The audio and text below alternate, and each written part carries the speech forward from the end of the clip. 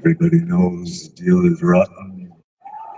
Old Black Joe's still picking cotton for your ribbons and bows.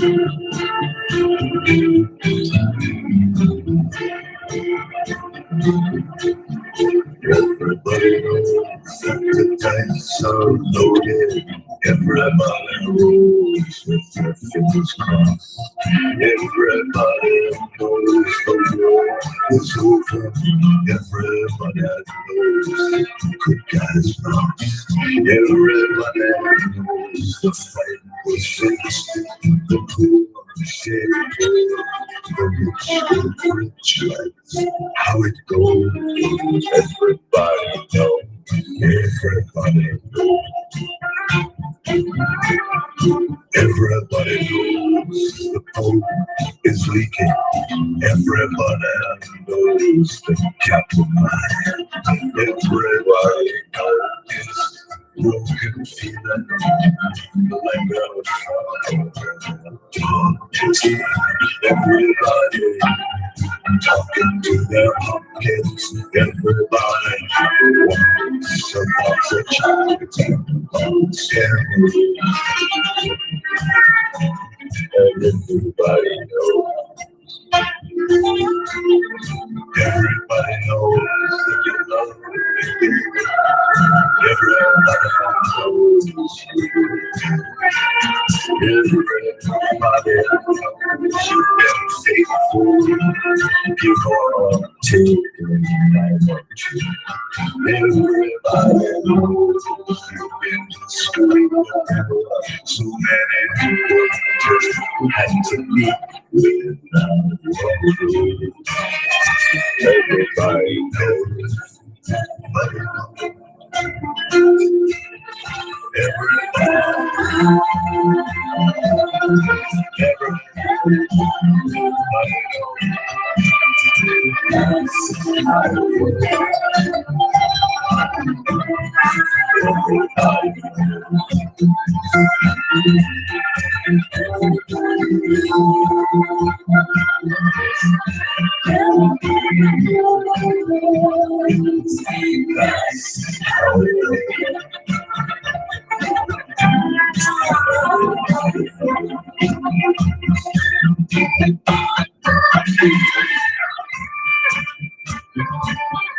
Everybody knows that it's now or never.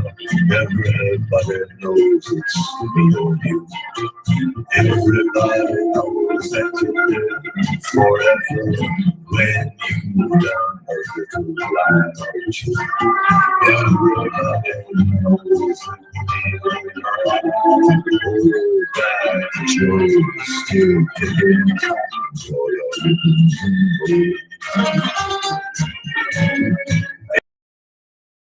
everybody knows. Everybody knows that the playground. Everybody knows it's moving fast. Everybody knows that they make it matter. Just a shining artifact of the past. Everybody knows the scene is dead. But there's going to be a meter on your bed. That wind is good. Everybody knows. Everybody knows you're in trouble. Everybody knows what you've been through. From the bloody cross on top of Calvary to the beach and Malibu. Everybody knows it's coming apart. Take one. Let's look at this secret before it blows. Everybody knows.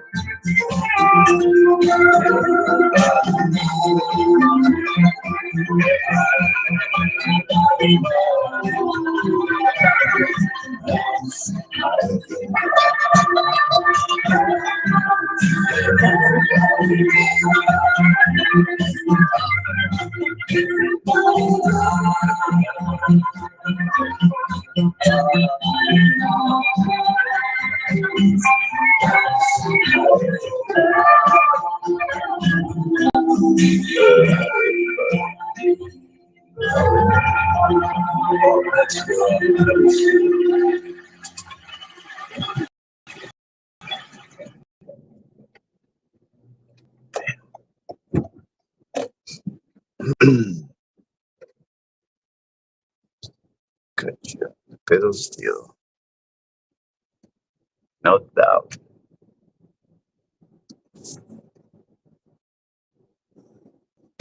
It's the Twilight Song.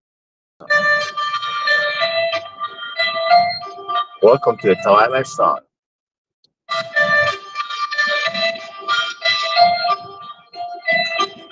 Mueven las manos los que se despiden. Yo no escribo letras, las letras me escriben, me dibujan. Ahí estoy sentado, pensando en yo que sé, siempre con botines, mirando hacia esa esquina que era un cine, era un supermercado, esquivando odio en los ojos del que pasa. Piensa que enseñándome los dientes defiende su casa. Tengo 27 ya y empiezo a asimilarlo.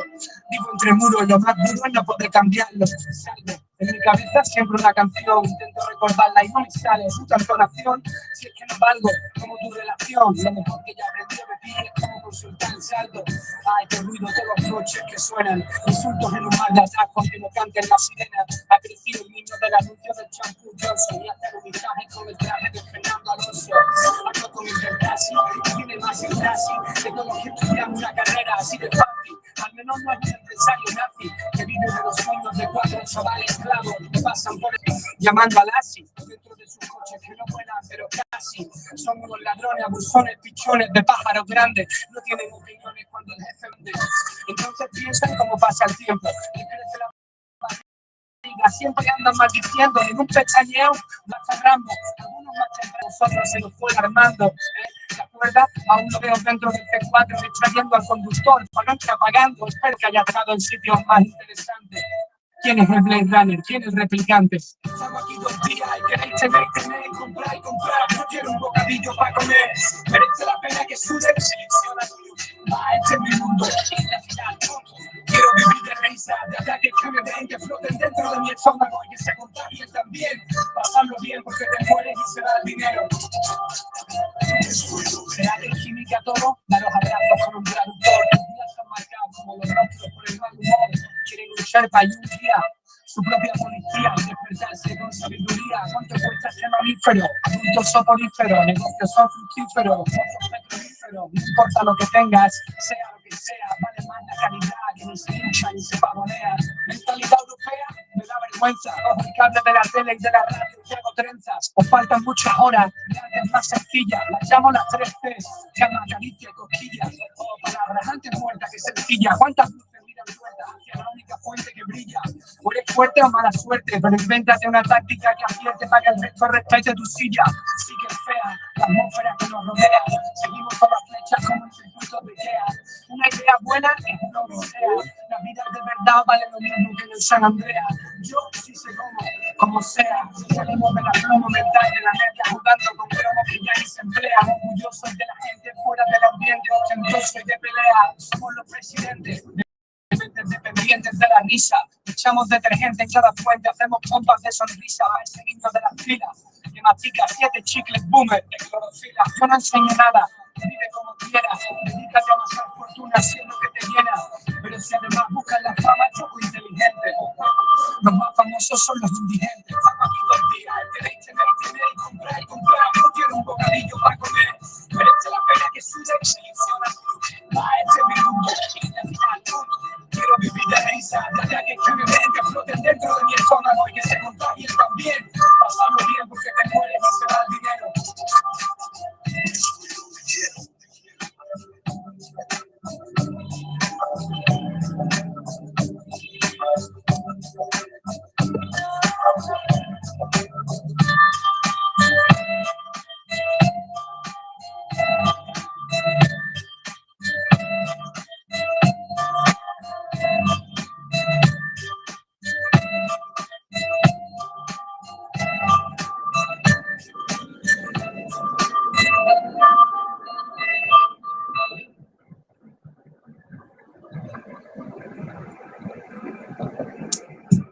preparando la huella de una mentalidad que es negativa, se cautiva, deja atrás la puta vida lasciva, te sobresalta, se rompe las huracanes, deprisa el cuerpo, regresa tu jodida alma, camina deprisa, chaval.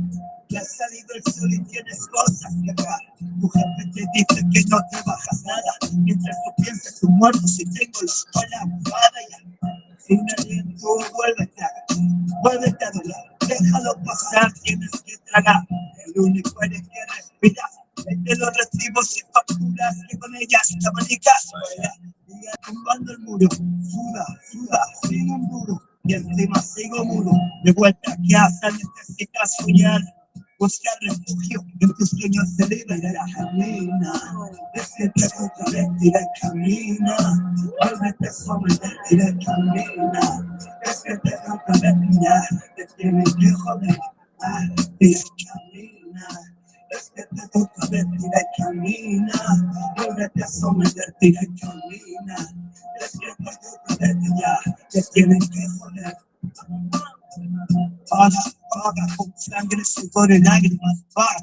No existe la palabra caridad, la vida la escaleta, la casa, la hipoteca, a los niños se alimenta, sin blanquear tu cuenta, de esto apuesto, otro impuesto, ¿qué es esto? Y de patitas en la calle te apuesto, en la balanza todo sigue desequilibrado, de nada está la justicia del capitalista apoderado. Tic-tac, es duro. Agujas de reloj mueven tu culo. Entra en ficha, come ficha, plega en ficha. Otro día más estuve ficha. Sabes que no vale la pena por una mierda de sueldo vas en vivo. Te das lo más ínfimo. Los voluntarios seguros de calvario. Pero comer es algo necesario.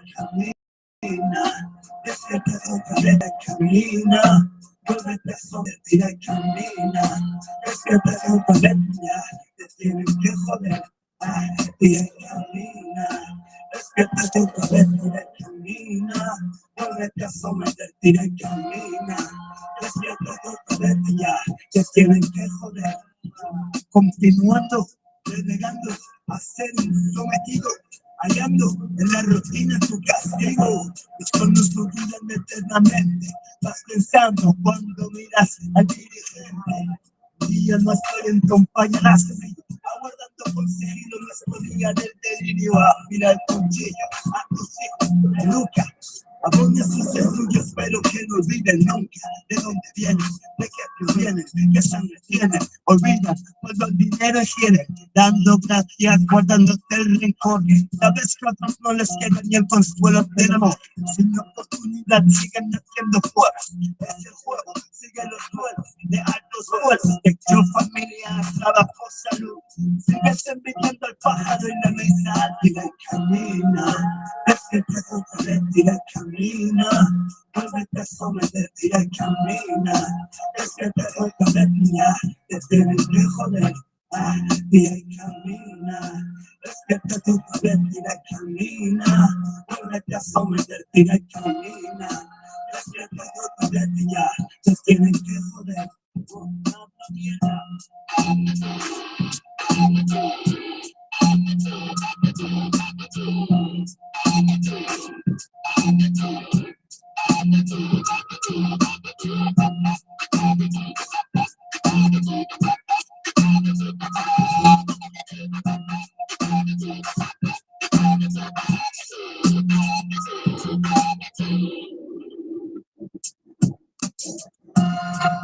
Esto está dedicado a nuestros padres por su gran sacrificio en darnos más de lo que podrían darnos dentro de nuestra humildad. Esto está dedicado a la gente que deja atrás a los suyos y a su tierra, emigrando a otros países, vendidos por falsos sueños, engañados, explotados y apartados en jodidos guetos, bien puteados. A los obreros del día a día, a todos ellos. ¡Wow! Esto reventará, esto reventará, esto reventará y será todo a tomar por culo.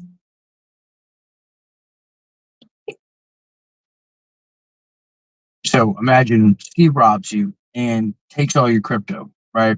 The feds catch Steve and seize everything that he stole.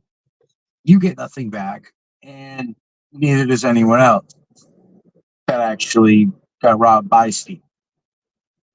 What we just witnessed was two robberies, and one was committed by the government. And this happens thousands of times a year to people who are never even charged with a crime in a lot of cases. 80% of asset seizures in the United States involve people who face absolutely no criminal charges whatsoever. The government just takes their property and basically dares them to try and fight back. This is what I think every time that I see another mixing service shutdown, as they like to put it, what I see is a legal bankruptcy. And Europol and their partners just seized 25 million euros worth of bitcoins from cryptomixer.io, and they're patting themselves on the back about fighting crime. Their press release contains literally zero information about where the money's actually going to go to them. And victim restitution or anything along those lines. No sentence about returning funds to people who were allegedly defrauded. And that assumed everyone actually using the service was actually a criminal, which obviously they weren't. If they were, Europol would have absolutely bragged about arrest numbers in that case. Instead, though, we get vague announcements about shutting down a service and taking the money. I'm going to call it what it is. It's theft. That's basically just moral posturing and justice theater, you should call it, right? Like, it's always the same tired justification, too. Criminals use these services to launder money, therefore, the service itself is criminal. And therefore, everything associated with it belongs to the government now. That's how it goes. Criminals use cash, cars, roads, internet, electricity, running water. Like, apply this logic to anything the government can seize. And you basically, your house could be on that list of things that could be seized because a criminal drove past it at one point. So for decades, people have paid cash for everything from grocery stores to medical bills to rent, and literally nobody demanded to know where every dollar came from, minus the IRS, obviously. But like, that was kind of considered normal because privacy was the default assumption. And what Europol described as blocking blockchain traceability is really just financial privacy, something that used to be fairly unremarkable before the surveillance state decided they had a right to monitor every single transaction and penny. And now let's talk about what actually happens to seize cryptocurrency in the real world, because this is where the mask that they have kind of slips. And we see them for what they actually are. I will call it organized crime. And in the United States, forfeited crypto goes to either the Department of Justice Assets Forfeiture Fund or the Treasury Forfeiture Fund. From there, law enforcement agencies basically spend it on whatever the hell they want, which obviously means they have no financial motive in seizing assets, right? Right? Turns out they are. Like, people who get to keep money they steal have a motive. And a Washington Post investigation found police departments using forfeiture cash on tactical military vehicles and the kind of less conventional purchases, which included hiring a clown for quote unquote community relations and buying a $600 coffee maker. One Texas police department bought a margarita machine, and the St. Louis County Police Department dropped 170 grand on a tactical vehicle and 400,000 on a helicopter equipment. And they like to play soldier, basically. because it's much safer to be a militarized police armed with lawfare and qualified immunity than it is to be an actual, I don't know, United States Marine. Qualified immunity basically means that when they get caught actually breaking the law, they face no personal consequences because they were acting under color of authority. And that phrase just means that they were performing their official duties, which somehow makes committing crimes acceptable. And a regular citizen who steals property goes to prison, while a cop who does the exact same thing under the premise of the badge, basically under the cover of the badge, gets paid administrative leave. Like, try that in your job, see how that goes. The corruption example would be funny if it weren't so enraging and one-sided. The former police chief of a small Michigan town, for example, was charged with racketeering along with his wife and five other cops for using forfeiture funds to purchase things like prostitutes and cannabis. The sheriff in Camden County, Georgia, used forfeiture money to pay prison inmates to build him a personal weekend home and then donated $250,000 in forfeiture proceeds to his own almada, uh, just basically start up a scholarship in his name. It's literally slave labor in these cases. Like, in Oklahoma, a district attorney ignored a court order to sell a seized home and instead decided to live in it rent free for 5 years. And this is what happens when you give agencies a New message from Bernardo. Hello. Are you coming? I can't see the car moving. and they're supposed to be like public servants and they're supposed to serve the public. That's script. And Congress operates in this instance. Members caught doing things like insider trading get ethics reviews, while Martha Stewart gets prison. And me and you would get prison, except we wouldn't get so little of it. Exposed corruption results in retirement with full pension rather than handcuffs as it would be for the pro. The system is mathematically designed so that you can't fight back even if you want to. The average currency forfeiture is $1,276. Half of Michigan's seizures were under $423, and half of Pennsylvania's were under $369. And in Washington, D.C., more than half of the seizures since 2009 were $141 or less, and nearly 1,000 seizures were $20 or less. Meanwhile, hiring an attorney to challenge forfeiture costs, for example, revolves around 15K easy. Filing fees in some jurisdictions are $175 or $300 just to contest it. And then when you actually make it to court, they want to take $500 from you in additional fees. So they steal a couple $100, and to get that couple $100 back, you have to spend 15,000, right? And like, if you were to sue them over this, what would happen then? Well, if you're successful, the taxpayers of that area pay. There's absolutely no winner in that scenario. 9 out of 10 federal civil forfeiture cases are resolved without judicial involvement, mainly because people just give up.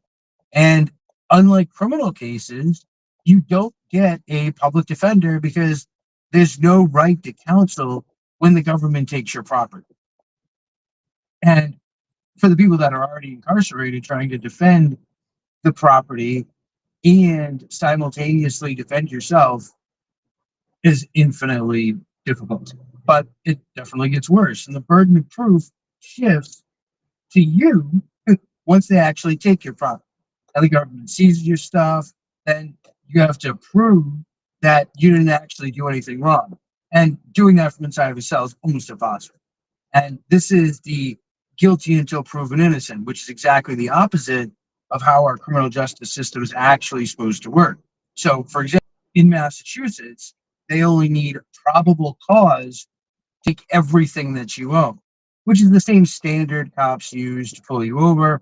And once they have your property, you have to prove by preponderance of the evidence that you're innocent. And essentially, preponderance of the evidence means that the scales tip at 51% in your favor. You don't have to prove beyond a reasonable doubt that you're innocent. You just have to try and prove that you're slightly more likely innocent than guilty.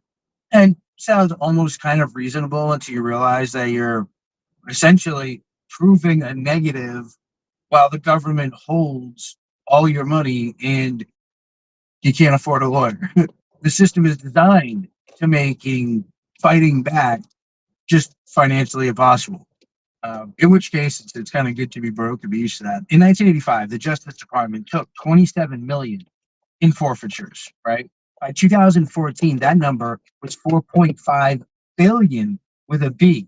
They became addicts, basically drug addicts and crackheads who found a legal way to feed the habit. The Institute for Criminal Justice found that equitable sharing payments topped 8.8 billion during the 20-year span from 2000 to 2000. Now, since 9/11, there have been 61,998 cash seizures How are you? on highways that we know about. Going to the terminal to domestic? Or Yeah, indictments domestic, Virgin. processed through the equitable sharing program alone. The profit motive forms the run core of this entire system. Police departments generally keep 90% or more of what they steal or seize. You want to use the terminology. And when your funding really depends on taking people's stuff, it turns out you're much more likely to find reasons to do things like, I don't know, take people's stuff. And they target the people that are kind of least able to fight back. A Nashville news team followed a highway interdiction cop on I-40 and discovered they worked the westbound lanes more than the eastbound lanes, even though drugs were more likely to be found headed east. The reason they preferred westbound is because cash goes west. Drugs go one way, cash another. And they're not actually trying to stop drug shipments. What a shock.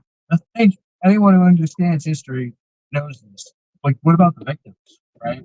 Remember, you're one of them. Steve robbed you, and then, like Superman, the feds swooped in and snatched up Steve, covered your money, surely all this aggressive asset seizure means defrauded people like you are getting their money back, right? In one crypto-powered oil and gas scheme, Homeland Security investigators managed to recover about 7% of the funds for victims.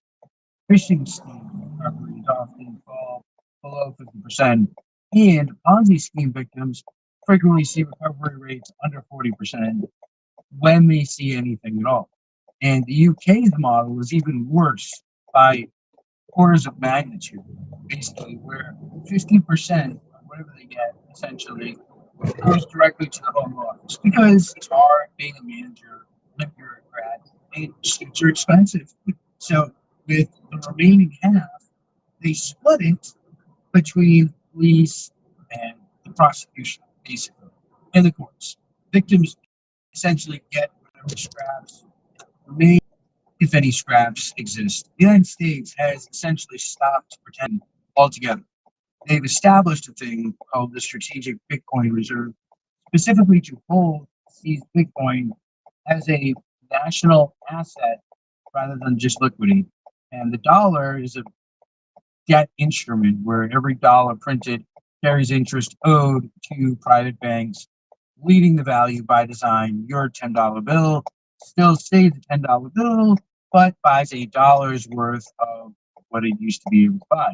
The government calls that inflation, and I call it theft through abstraction, basically, because the number stays the same while the value disappears. It's robbery. So, of course, they want to hold Bitcoin instead of their own garbage currency that they allow to be green lighted. So, there were recent reforms that amended the DOJ and the Treasury protocols to authorize things like long-term detention. And they're holding it for themselves because they don't care about it. The government has become one of the largest sovereign holders and reporters of Bitcoin assets, primarily acquired through law enforcement seizures, theft. But it was built on the backs of people the system feeds off of. And that makes it institutional theft with patriotic undertones. Like so when Europol announced they had seized 25 million euros and 12 terabytes of data from crypto mixer, ask yourself who actually profits from all this. Consider whether any of that money will ever reach you or anyone who is actually defrauded in any case. And maybe they'll use that money for face scanning cameras so that they can find more reasons to extort you, or maybe they'll use it for weaponry. So it's easier to off you when you resist actually being extorted. And this press release is going to pull of their typical self-congratulations about international cooperation, disrupting criminal infrastructure. But it's really just committed by people with badges and ones that have press officers. So, like, I would argue it's inherently worse than dealing with street criminals. And I make the same point with drug dealers. So we use that for as an example. If you walk into a drug dealer, right, you more or less know what to expect, because you can guess he's probably going to try to sell you harder stuff, more addictive stuff that's more lucrative for you. Now, picture that same scenario, but it's a soccer mom who gets tennis elbow, whatever, and goes to her family physician, and he prescribes Oxycontin. Now, she fully trusts one of those people, obviously not the drug dealer. She definitely trusts the physician, right? So he exploits that trust to get a Lexus, and now Dunkin' Donuts delivered by the pharmaceutical rep every day. And the betrayal of trust makes it worse.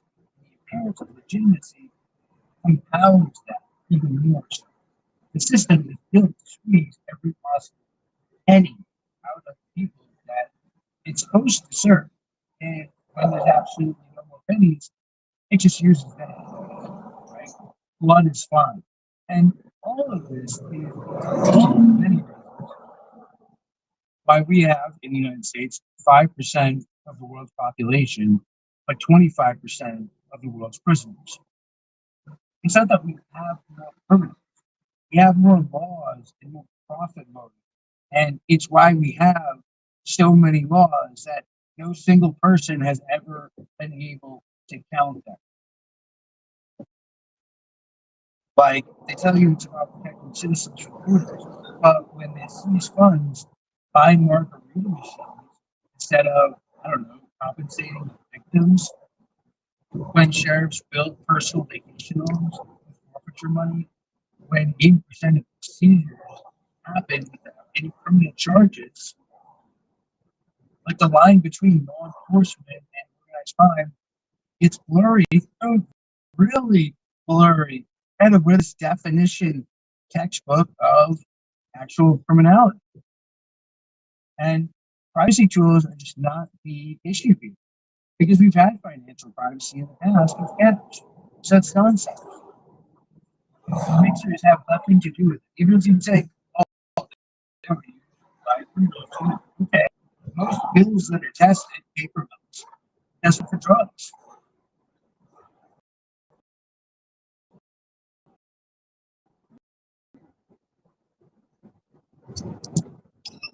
So it fund itself by taking your property and never giving it back.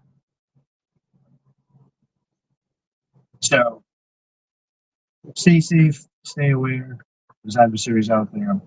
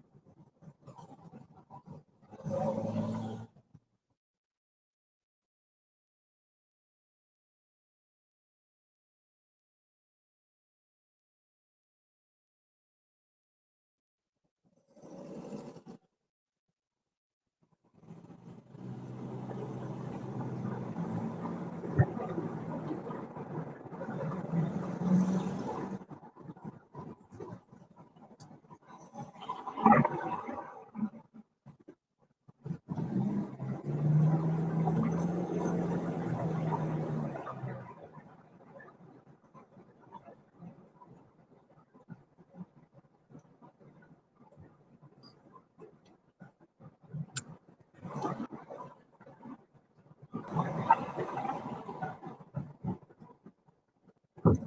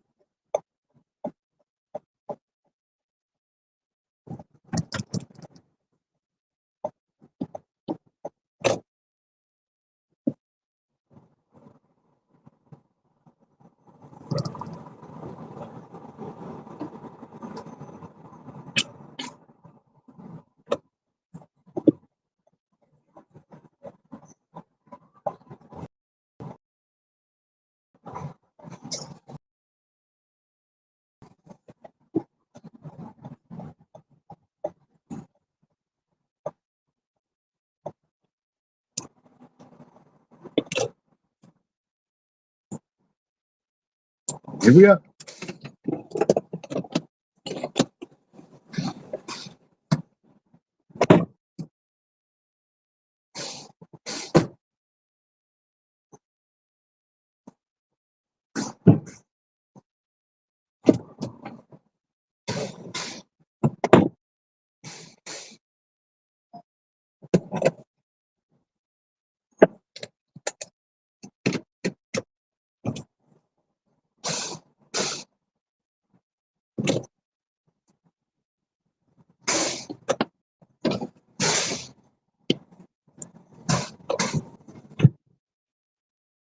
Welcome to another day of miserable life Uber driver.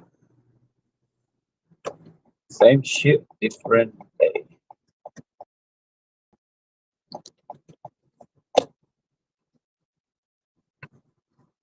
$6 from city to the airport. Kill me now. Not for too long. It's a shit.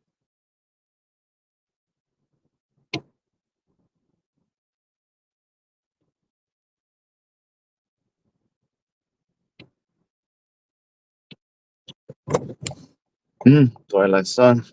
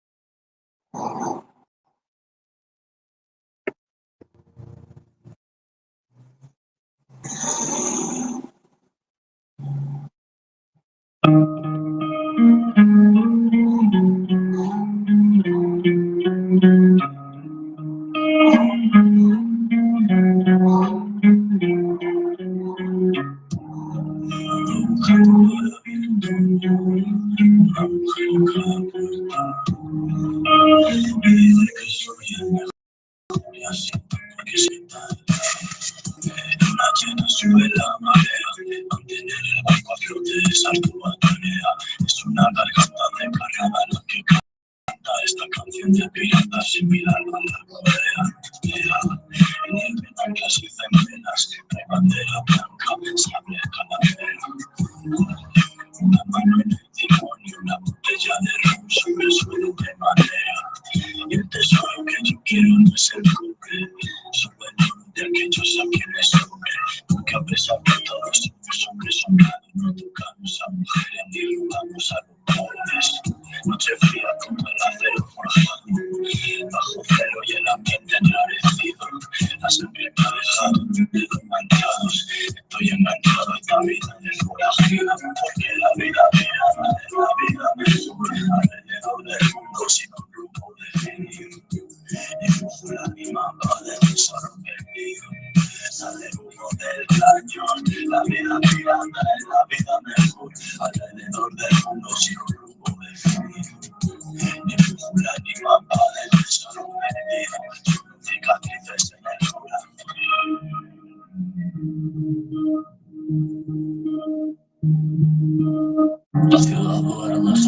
las velas, al ver el mover de su cadera.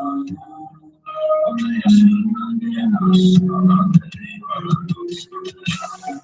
Dormida sola, eres más de la cuenta. Hasta hacer un poco la pista, ir al mundo, romper las reglas. La cristal, zapando de la cenicienta. Dobles sirenas, monedas de plata. Pensarle a huevos, echar por patas. Llenar las sacas y tirar pa' casa. Hasta ya de molear de planas a moquillarlas. Toda la vida contra viento y marea. No me creo nada que mis ojos no vean. Mirando al barrio desde la azotea, pensando si salta lo que hace la espera. Yo tengo para toda la edad, mi patria son mis hermanos, mi parque ni acera. Fuiste la calma que precedió a la tormenta, como el que se santigua sabiendo que va a la guerra. Hace tiempo que soy último, ahora me iba como una botella. Con una botella. Hace tiempo que soy último, ahora me iba como una botella. Voy a por el mío, voy a por el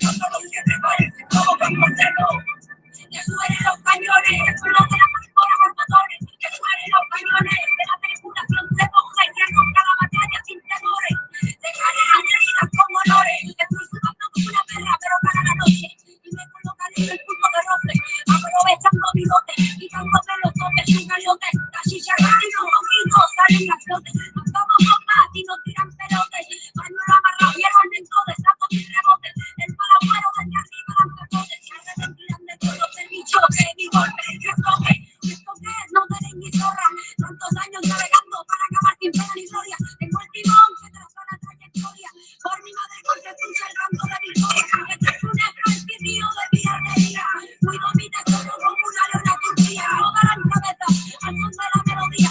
Corazón calientemente fría, tablas por rotundo, llega la piratería. Me ofrece la lluvia que domina, tengo el empeño de hierro para tu buena podría. Soy pura desmesura en armonía, hablando de mi tesoro, de limitaciones de mi tutería. Que soy una durante, una espía, rotaría con la sangre herida, con la garganta partida. Poniendo todo el mundo en batería, con el poder en las manos de toda la santería. Y el ingeniero en tu cuello, provocando mil misterios en tu cielo, bellas rimas que te tiran del cabello, soltando los 7 mares y provocando celo. Somos piratas del ritmo, la vara y el ingeniero en tu cuello, provocando mil misterios en tu cielo, bellas rimas que te tiran del cabello, soltando los 7 mares y provocando celo.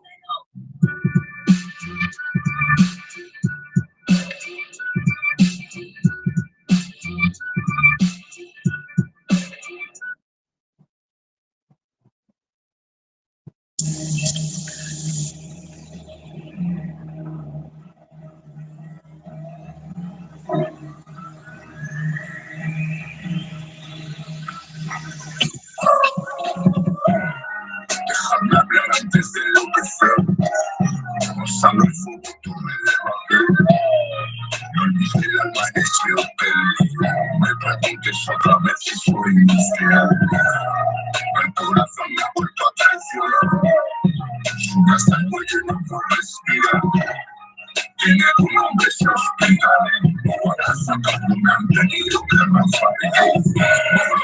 Mamá, santa, trampa, puta, blanca, muerte, sangre. Mi sangre que luego te zampas, que por la tormenta de escampa. Me pone cachina con esto lo tengo. Esta es mi venganza. Oro, ambas, santa, trampa, puta, blanca, muerte, sangre. Mi sangre que luego te zampas, que por la tormenta de escampa. Me pone cachina con esto lo tengo. Esta es mi venganza. Me gasto mi tiempo en porros que tú vas a puro y tormentas. Los cuadros que pinto con sangre me quedan toditos magenta. Levito como una bandera, con la sabana en cadera. Y de noche sube la marea y me huye el castillo de arena. Le doy libertad a mi instinto, porque el ego me paga las rentas. Fui yo como un puto vikingo, a bajarle la coca y la queta. No hay nada que tú ya no sepas, os quito a todos la careta. Yo disparé a ser y saqué el viajante. Déjame ver desde lo que sé. Pasando el futuro relevante. No olvides el amaneció peligro. Me preguntes otra vez si soy infiel. El corazón me ha vuelto a traicionar. Sube hasta el cuello y no puedo respirar. Tiene tu nombre, se hospida. Para sacarlo me han tenido que rafarear. Mamá, santa, trampa, puta, blanca, muerte, sangre. Mi sangre que luego te zampas, después la tormenta de escampa. Me pone cachina con esto lo tengo. Esta es mi venganza. Mamá, santa, trampa, puta, blanca, muerte, sangre. Mi sangre que luego te zampas, después la tormenta de escampa. Te pone cachonda con esto lo tengo. Esta es mi venganza. De mi sangre solo por infierno. Y por la torre de Babel. Mi padre me queda un huevo en la cara. Cortaste el chaquet. Para amarme que sea muy valiente. He secado la cuenta corriente. Mirando la cena del barrio borracho. Soy el puta presente. En tu corte son todos bufones. Mucha pinta pero maricones. Yo me muevo por todos los barrios en carro. Tirado por leones. Sé que duele probar emociones. A mi tumba no me entregan flores. Los ojos me brillan de noche en oscura. Como leones. Déjame hablar desde lo que sé. Pasando el futuro relevante. No olvides el amaneció.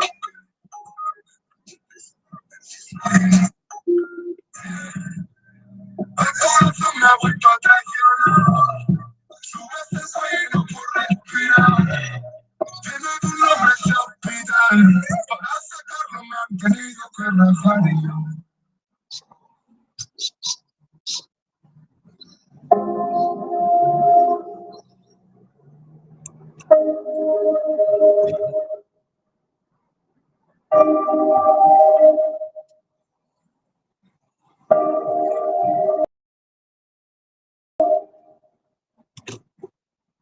No, hombre, cuando estemos muertos, el camino que junto a la tierra y el cielo, verá 200, nos despedimos, dejé las marcas en el cemento, exprimo cada segundo, de lo poco que tengo, me dijo que la besara, Cabezara lento, los segundos se acabaron. Y se acabó, por cierto. Me dijo que me callara, las palabras se las lleva el viento. Me dijo que la esperara, como si me sobrara el tiempo. El garipa hablando mímica, destrozando mi imagen pública. Siempre creando polémica, haters rabiosos, tan histéricas.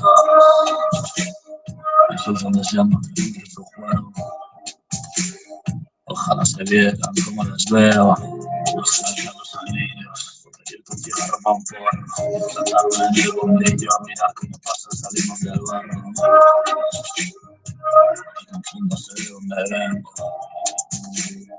Sé lo que cuesta ganarse los euros.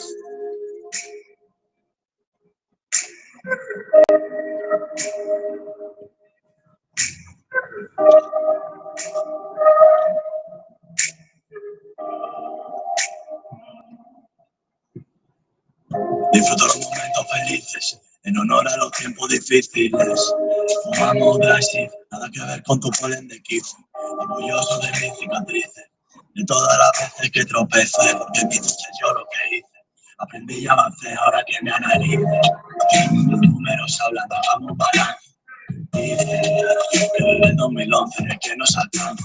Entonces, quiero relajarme, besar tu cuerpo, metértelo dentro, entrar en trance, mirar esos ojos de lince, tocar esa piel de bronce, y olvidarme de ayer. Óigame sin amor, quererme nuevo, es un placer. Esto de arder en tu fuego, me siento buenísimo al volante, mi paro para ganar y perder. Si soy un rey, ¿cómo quieres que no te siga el fuego?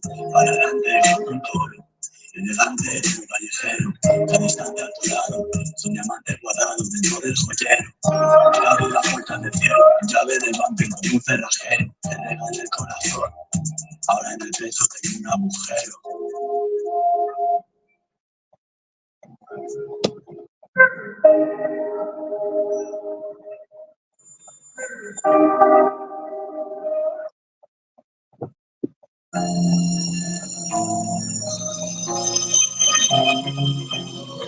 Bien, esto está dedicado a todos los que están fuera de casa deseando volver. Échate menos lo tuyo. Nada como en casa, ¿eh? He estado bailando en playas del Caribe con ganas de volver. Y ando por la gran manzana inclusive a punto de devolver. Yo estoy en todas partes. He visitado museos, he sentido el arte, he tenido empleos feos y a veces he dormido en parque. He visto a Jordan, a Pippen y a Harper. He fumado con las estrellas, he rimado con ellas. Me he pintado botellas, me he presentado a directores y actores de cine. He compartido el agua de piscina con delfines. He sufrido el miedo al público, el único afónico en muchos festivales conocidos y anónimos. Me han llevado a la cama, chaval, he follado las salas de las playas de Cádiz entre gente buena y gente mala. He cambiado de gustos y de forma de ser. He perdido el contacto con todo para no perder mi fe. He tocado en Holanda, Alemania, México, Chile. He tocado en las salas minúsculas, no te olvides, ve. He robado las tiendas, me han robado la calle. He perdido muchas riendas y he cuidado muchos detalles. He conocido muchos sitios y muchas cosas que he probado, pero como se en ningún lado. Esta es mi casa, mi sitio, mi calle, mi plaza, mi padre, mi clima, mi centro, en mi casa. Año tras año con los mismos conceptos. Necesito mucho más que eso. Mi gente, mi radio, mi banda, mi beat, mi espacio, mi salida, mi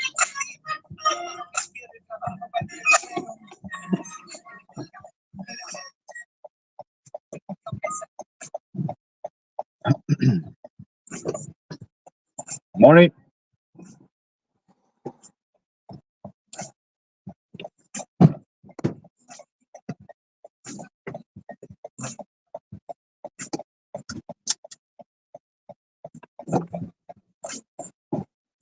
Morning. Terminal 1 International. Sure. We'll be there in less than 20 minutes.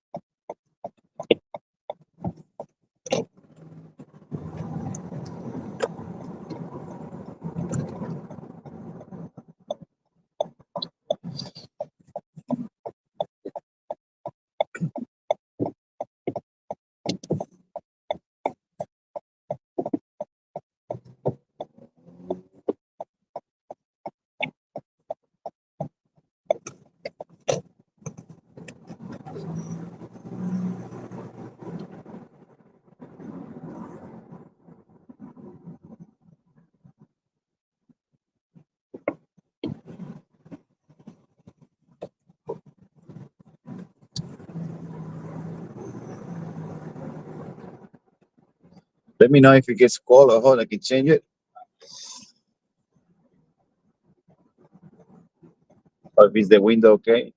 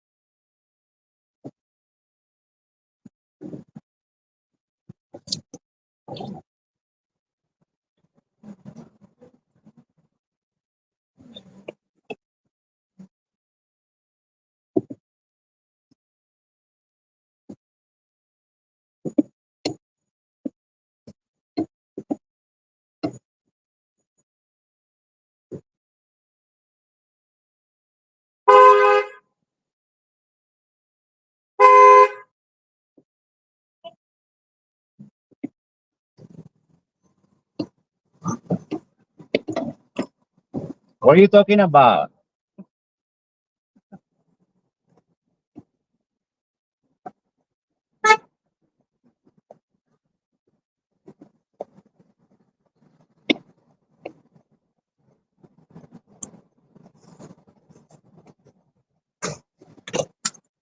Here we are. Thank you. Hope you have a great day.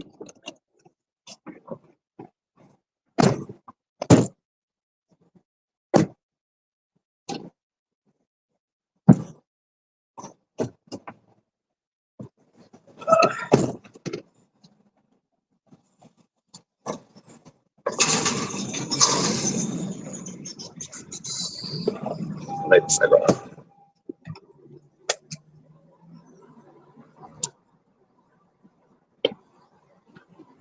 Immune to retardation. Get immune to that. Look at this guy. It's just retarded. What can you do? Can't fix retarded.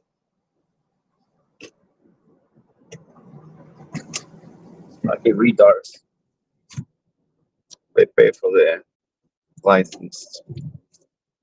I have no fucking clue.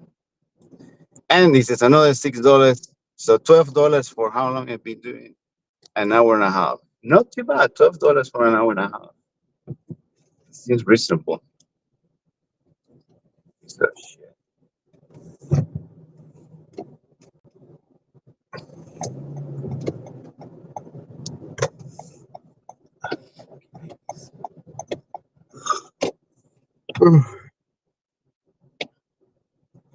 And we just burned the wall.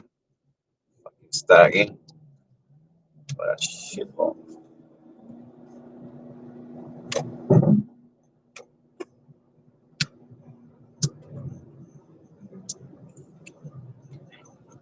But it's just like, is that where the attention's gonna go? Like, we thought that, do you remember, like, during the TikTok meta or whatever, like, meme coins were being pushed, they weren't looking at the same shit we were looking at. They weren't looking at the meme coins we were looking at.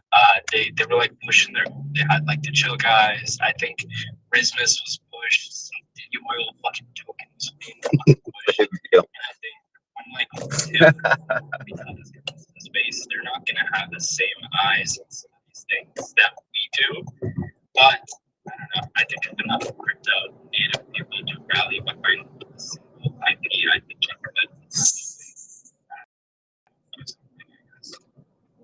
Yeah, I don't know if he is just doing this as his election. I guess it has to be. But we'll see how it does.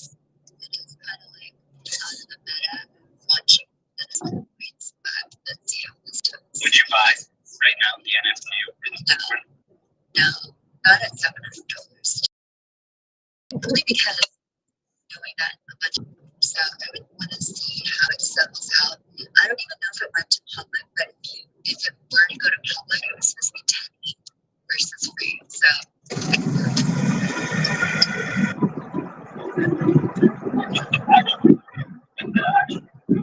I have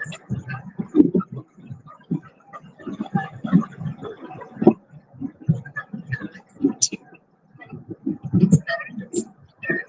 It just depends on us.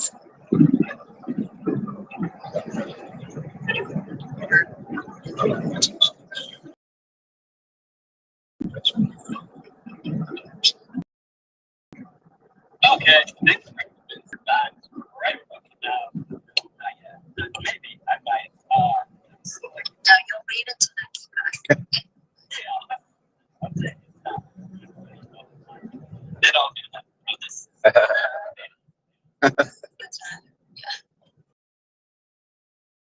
And then I think I was like looking at this other insert of how could like some of these the chalk is back up to 4.5, like it's still down almost 50%. But if you keep it at 2.9 or 2.8, the one that they mentioned everywhere, something about the emo one has also hit like 500, I think, something yesterday, which I don't know, well, I guess, and I haven't had numbers of that, but I think pushing it 1.5, which is I hit something and it actually glitched. The day that we're talking about, but yeah, those are the things that I still So I like some. see chalk, but yeah, it's a more active. I think the communities like different people, different characters out there. that's the best part about being on like just don't crypto on X. It's just like you get to see all this drama. Usually some people can't put it or it's very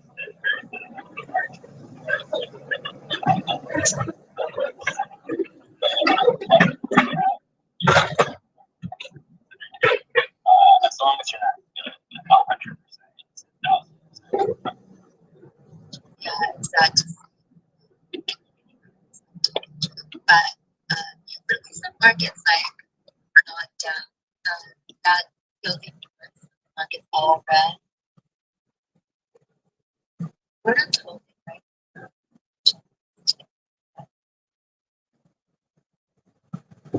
No way. So I like Sun again. It's I'm correcting you on a misunderstanding you're having about a very specific thing. And someone brought in an AI bot and corrected you themselves. dude.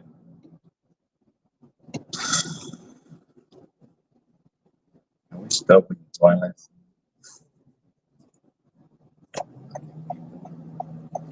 These people.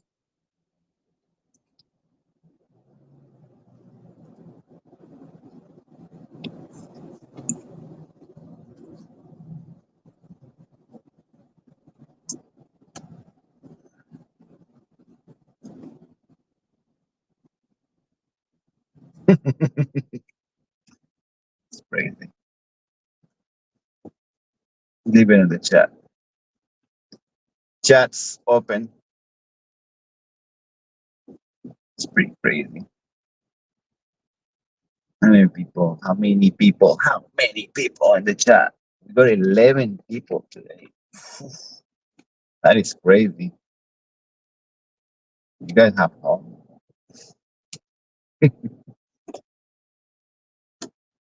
Yo, that's insane.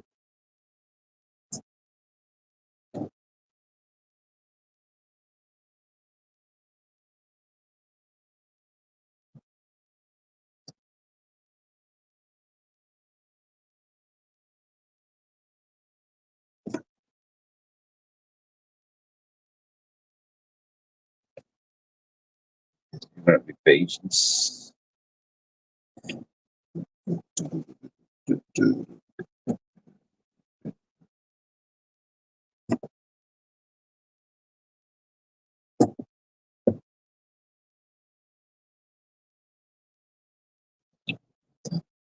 Dun, dun, dun.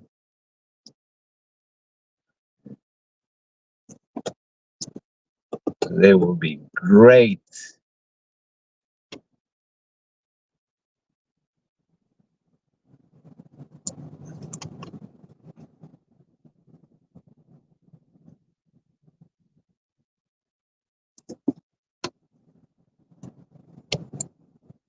Or community center. I don't know, man. Listen, we're not that big. You know what I mean? So don't move, stay on that. All right. Park. All right. So, but yeah, I have a theory. Where are you with this? I have a theory, and I'm gonna call this shit right now because I haven't heard anything. I haven't heard anybody talk about this. So I was thinking about this the other day, right? It's like, yo, we're about to go into like a nice little, right?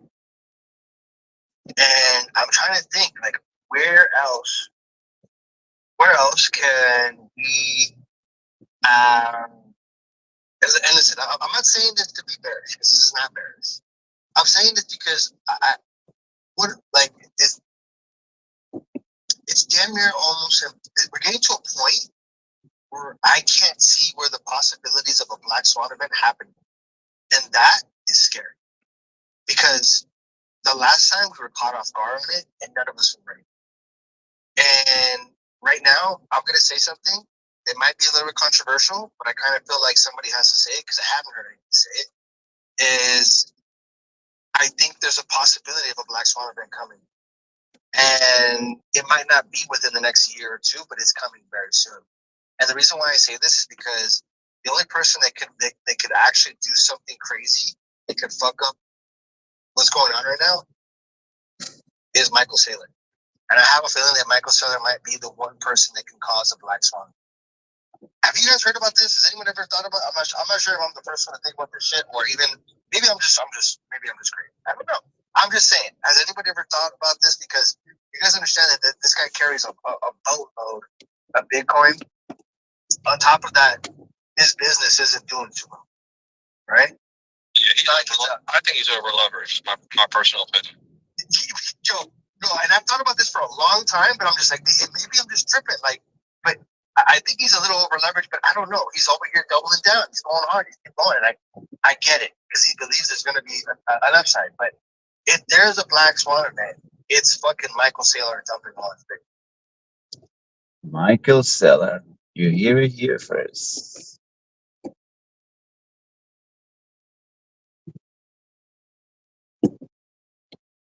It's pretty crazy, isn't it? Ain't it?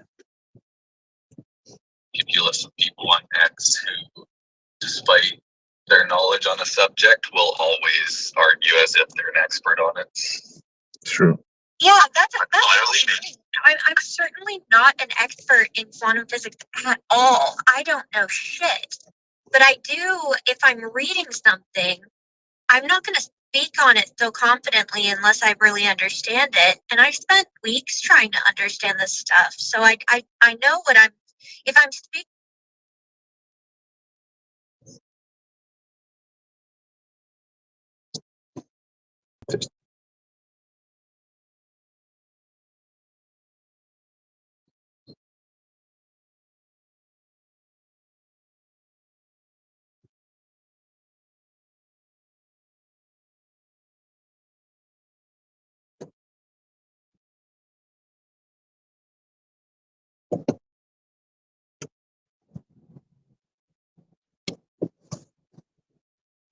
This is the same people that will charge you for a software.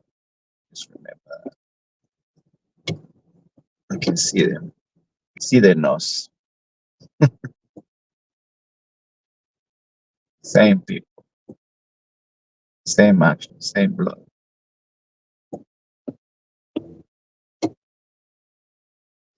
They will sell you for gold as quick as they get the gold. Soulless piece of shit.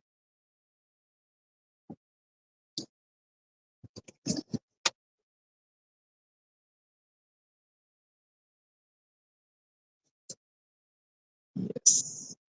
Accept it. As much as I suffer, 2 times more, please. Thank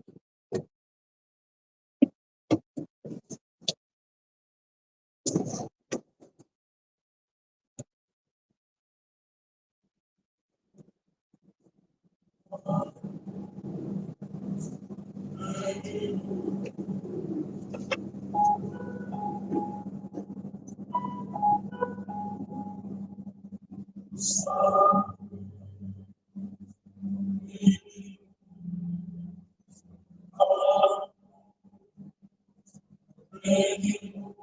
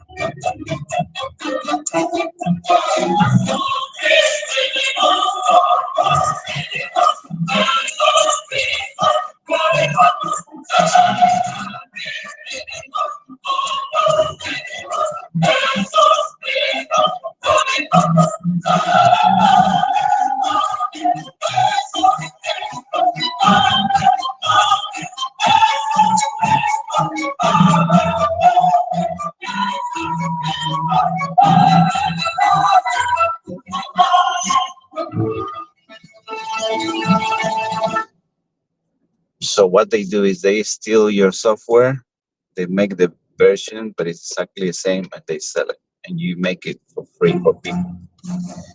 So that's what they do, and they sell it for so much profit that you can't believe they just stole your software and they selling it.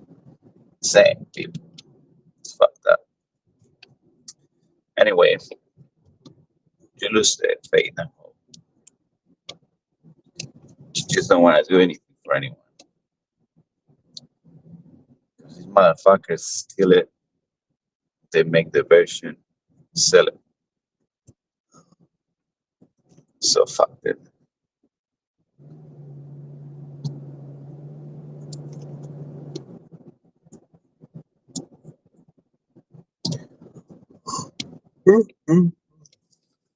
Hello, South Korea. Who's ready to cut? Some meter. Well, you will be saying thank you when you see what we had for you today. Hi, I'm Sam Tucker from the company that made the world's first folding phone, which was one of our worst selling products. Until now, introducing the all-new Galaxy Z Tri-Fold, even though it does only technically fold twice. But hey, we lied about our moon photos, so we'll lie about anything. What an amazing woman. Now, ironically, Samsung didn't bother doing an unpacked event for this device, even though it literally requires you to unpack it to use it. And so a lot of the footage you'll see here will be from YouTubers like Super Saf and Mr. Who's the Boss, who were able to get their hands on the thing early because they're members of the YouTube Alati. All right, let's have a look. So with the trifold, you start off with a 6.5-inch front display, and then it unfolds and unfolds again, and it just keeps going. Well, how long does it take to unfold this thing? I'd say it takes 20 minutes. Well, once you're done unfolding, the good news is you now have a 10-inch inner display, which is more widescreen than our other fold phones, which means videos will fill more of the canvas than before. And when you want to pack it up, if you try to fold the wrong end first, it will sound an alert that looks like a self-destruct sequence, which, I believe, comes on every Samsung phone. But since it folds this way, the soft inner screen is fully protected when closed, unlike Huawei's trifold phone that even got scratched inside the box. Our screen, however, is safe. Well, unless you touch it. Your flexible displays aren't fans of fingers, and so you're better off not touching it at all and just propping it up on the optional kickstand case with a keyboard and mouse and using it like a computer. And that'll also give you some safety distance from the battery, which is a whopping 5,600 milliamp, split into 3 separate cells. And so don't buy double A's, you will need triple A's. It is a thick boy, coming in at 12.9 millimeters when folded, and a heavy 309 grams, which is more than the iPhone 17 Pro Max and more than the iPad Mini. But still, I think our Samsung fans are gonna love it. How does it feel to you, Mr. Who's the Boss? It's a bit sicky. Oh, you must have gotten a used one. Guys, I told you to watch these things after a fan has been alone with them. The trifold has the same set of cameras as our normal fold phone, which means you will not want to put it down because it wobbles very heavily on the table. The all-new trifold. It will be coming to the US next year, but is available in South Korea next week for 3.59 million won, which means you'll have to get halfway through the Squid Games to afford one. Fantastic. Everyone, thanks for watching the video. And make sure you're subscribed for Apple's official response to this trifold announcement. Let's see if they will fold like a house of cards or if they'll continue folding their cash. Subscribe and find out. In the name of the Father, the Son, and the Holy Spirit. Hello, friends. There is this peculiar interest with demons today in pop culture. You know, what can they do? What does possession look like? The supernatural, all this stuff, in a kind of way that people are experiencing kind of a morbid curiosity and almost an affection for seeing what the devil is doing. And of course, all this stuff is very showy and completely glazes over the majority of demonic influence that we see in society in everyday life. Because fundamentally, people don't understand that the demons are able to speak to us. They're able to encourage our thoughts or make suggestions. I often say that the demons, they hand us the handcuffs, but we have to put them on ourselves. They are the temptations, the ideas, the images that pop into our mind, what the Holy Fathers call intrusive thoughts or logos me. This idea is intrinsic to Christian writing. In fact, we read about it from the earliest manuscripts of people who struggled in the desert in Egypt, who were early monastics. Even before that, this idea that the devil is roaming around like a lion, as St. Paul says, is fundamental to the Christian life. In fact, we see it in the Old Testament as well, all the way back in the garden. So what do we need to know about this? And how do we combat our demons? And why should we not try to argue with them? Well, demons are like playing 4D chess. That's the best analogy. They are the masters at understanding our proclivities, our psychologies, the nature of our existence and how we function as people. And of course, they know our temptations, our pressure points, the areas that we give into. You know, there's that old saying, if you give the devil an inch, he'll become your ruler. Because the demons play on our history and who we are and how we are. But the demons are constantly sowing distrustful and negative and suspicious thoughts. This is why we get into these thoughts that we call the thought NATO, where we begin to have one question or one thought, and then we ask another thought, and then we try to rebuttal that, and then there's another thought, and there's another answer. And pretty soon we're like turning in this cloud of uncertainty, and we don't even know where we are. In fact, one of the hallmarks that I hear from people when they come to talk to me about their thinking is they have thoughts where there's no answer. So no matter how they try to answer the question, what if my childhood was different? There's no way to picture an answer. There's no way to come to a conclusion. It becomes befuddling when you're trying to reason with your own thoughts, particularly because a lot of our thoughts are not our own. We are having this dialectic with the demons, and they're the masters of keeping this conversation going. They're like that person at the party who won't let you stop talking to them.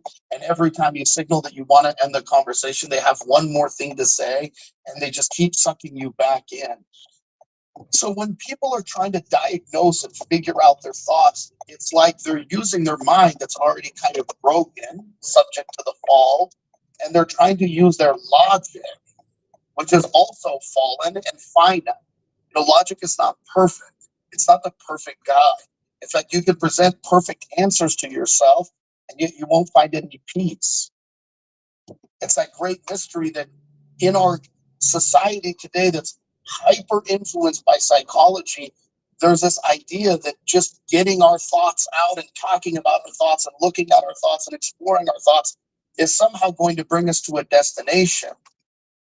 And yet we end up just walking the forest in a giant circle and we never get out of the thoughts because the thoughts are always changing and shifting.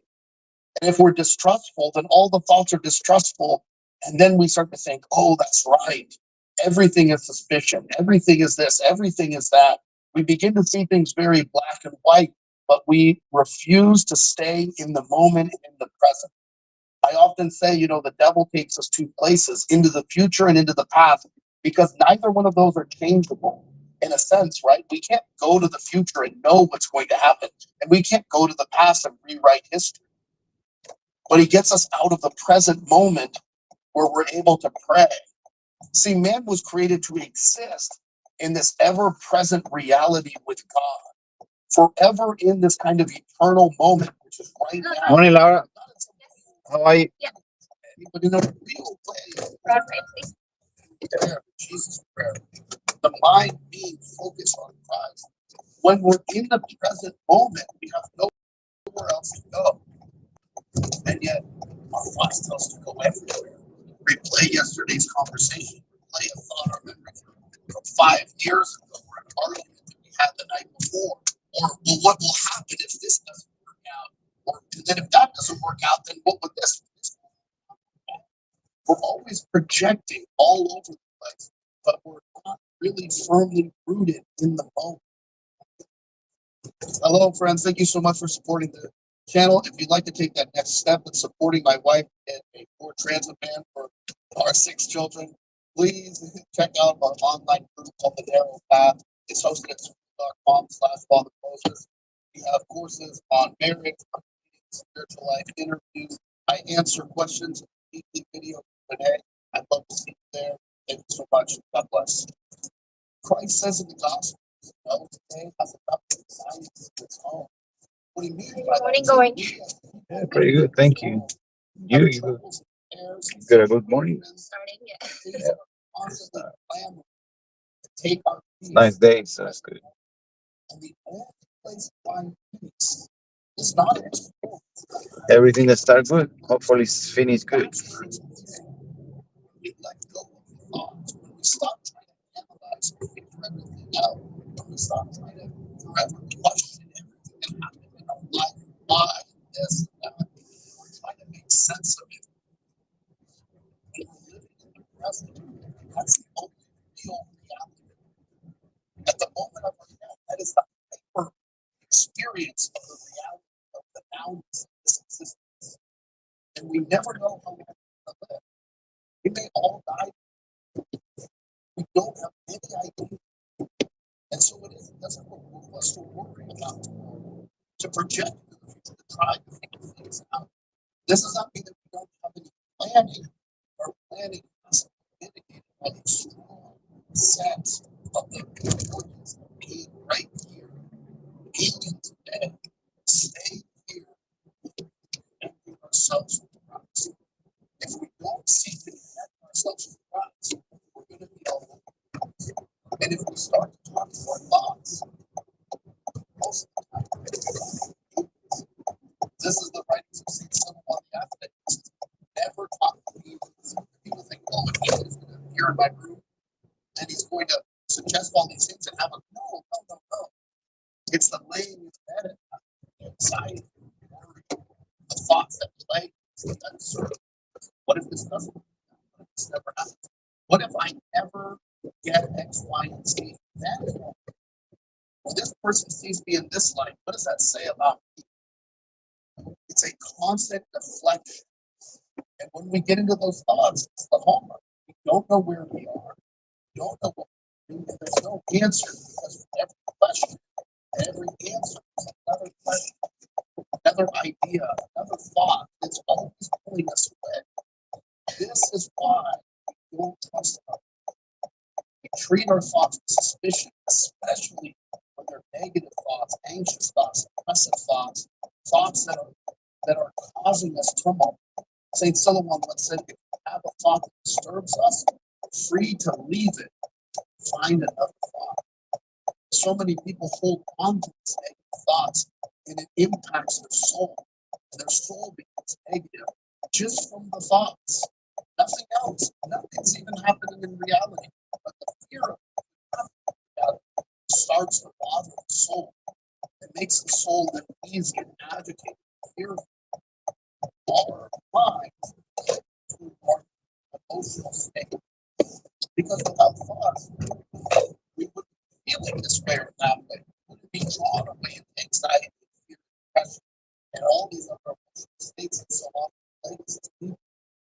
We have to learn how to slow down our thoughts, get rid of thoughts. And if we question a thought, not to talk to, write it down, bring it to the priest, ask him, what should I do with this thought? So many times people simply reveal their thoughts and realize that their thoughts are just illusion, they're just distraction, just temptation. They don't have any real theory of reality. Thoughts are nebulous, they're like clouds. If you want to keep your mind sunny, let the clouds pass by. You don't engage them, you don't try to read into them, you don't try to figure them out. And if we have thoughts that are particularly disturbing to us, write them down, we ask for direction, ask for direction. We ask for a way to see an end to that thought so that we're not. When our minds are calm, peaceful, it's calm, peaceful. When we are agitated, upset, and agitated in our disposition, our goal is to find that place of peace, trust, and open eyes. Facing every adversity, knowing that God loves us and wants to see us through. If we don't get that, we miss out on this vital component to life. Christian life is acquiring peace. Saint Seraphim Sorrow said, acquire the peace, grace of the Holy Spirit. 1,000 people around you will be saved. When our thoughts are racing, our minds are racing, and our spirits are troubled, we are so see that our relationship with Christ is broken. It's damaged. It doesn't mean that it doesn't exist. It's not functioning in a healthy way. Our relationship with Christ should be such that we're constantly trying the eyes of our heart to see Him, to look on Him, to trust in Him, to put our cares and our worries to Him, and not to be plagued by the eternal state of things that are bothering us. If we could simply just turn this off, become more simple, more prayerful, more present, we would find that there is profound peace in our life with God.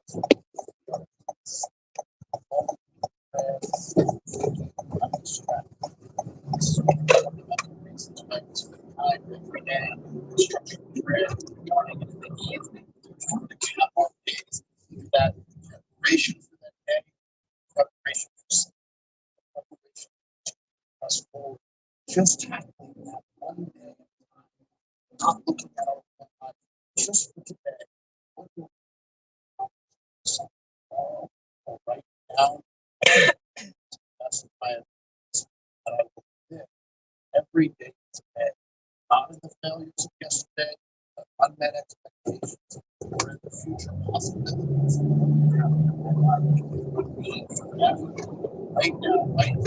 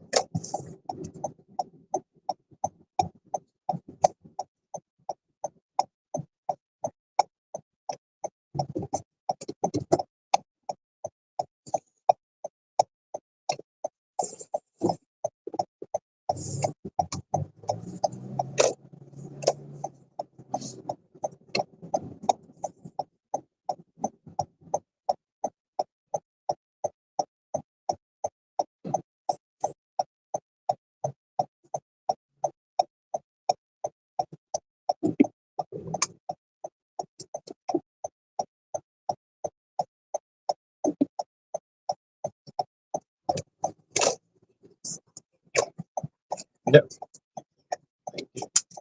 Have a good day.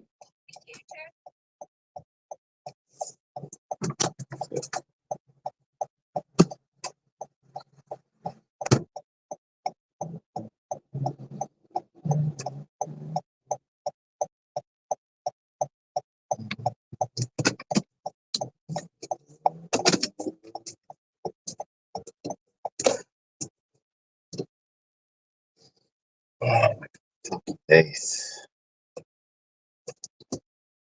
$3. What the fuck you do with $3? These people is fucked up. I don't have negative thoughts. This is just fucking useless shit.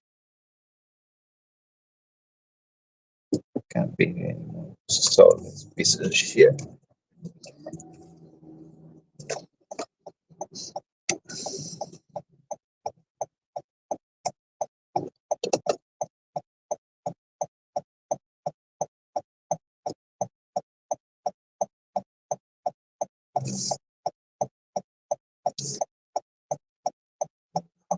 Fuck it.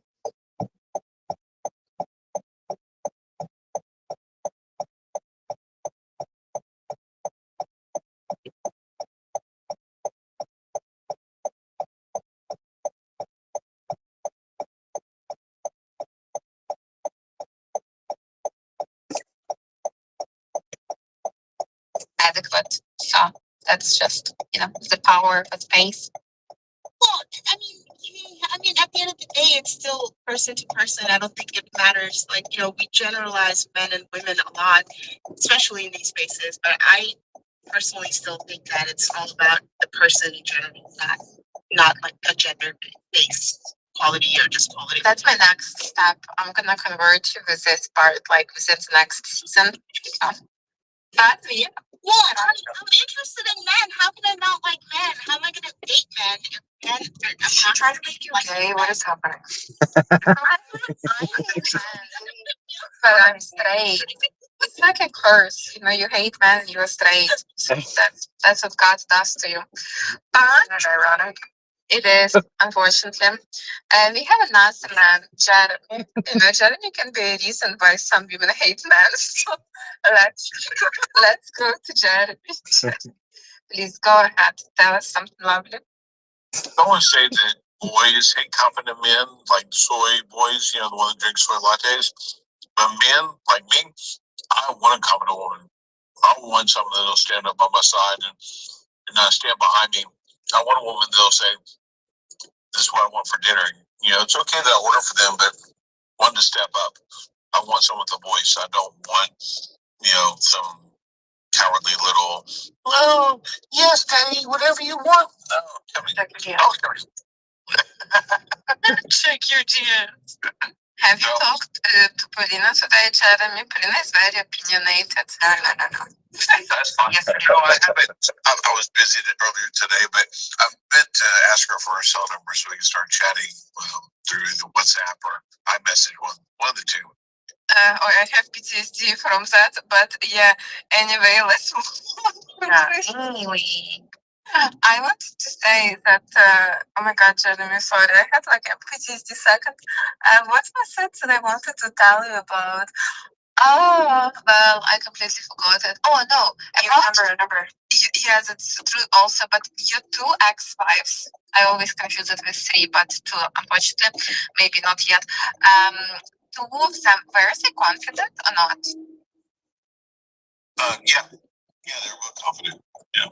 And were they like dominant or not? No, I mean, I was dominant in the relationship. They were submissive, but how can a submissive woman be confident? I don't understand this. Because submissive to me, but confident in the public and to other people. So, we go out in public, they would go introduce themselves. They wouldn't just sit behind me like a shadow. They were by my side. And so being confident, being submissive, two totally different things. Submissive to me, meaning, well, I'm going to let you make the decisions. I'm going to let you, tie me up, whatever in the bed. Just take care of me. Provide for me. Keep me safe. Talking in private. Yeah, that's it. Yep, that's it. So only confident in public, so to speak. No, be confident to me. The house is fine too. So, she would ask me every day, like, "Hey, babe, what do you want for dinner? Hey, babe, where do you want to go out to eat?" And I literally told her, I said, "Sarah, I make decisions all day long, all day. Can you just please make the decision of where we're going to eat, or what we're going to eat, or we're going to watch? Because I'm tired of making decisions. Just take it off my plate." And then she caught on, and I'm like, "Look, she said, what else can I do?" I said, "Pay the bills." I'm like, "Just if you can just take care of all the bills for the auto pay and shit, they have mail." I'm like, "Just take care of that shit. Just tell me how much you need in the account, and if you can take it off my plate." And so, at that point, you started balancing everything. And that's a confident one, right? So I like that. And I will handle it. Yeah. How is that a confident woman? Like, literally said she would pick what she wants to order. I mean, I like it. Now when you go to a restaurant, sometimes the women are like, Hi, Jared. How are you? Very well. How are you? Good, thank you. Order for me, they want their chair pulled out and stuff like that. But sometimes, you give them the choice. You don't be a dictator. So, I give them the choice. I think not knowing what to eat.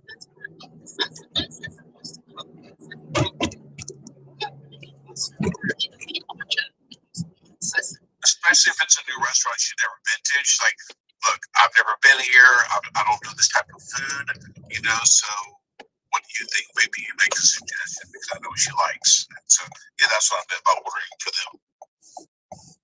Yeah, also, like, I personally think that women sometimes do that in sort of a flirty way because men don't realize it, but I want you to pick my food. Like, it's nice. I want you to pick. Sometimes, like, I want to say, like, "Hey, what should I wear today? What should I eat today?" It's kind of like a flirty thing.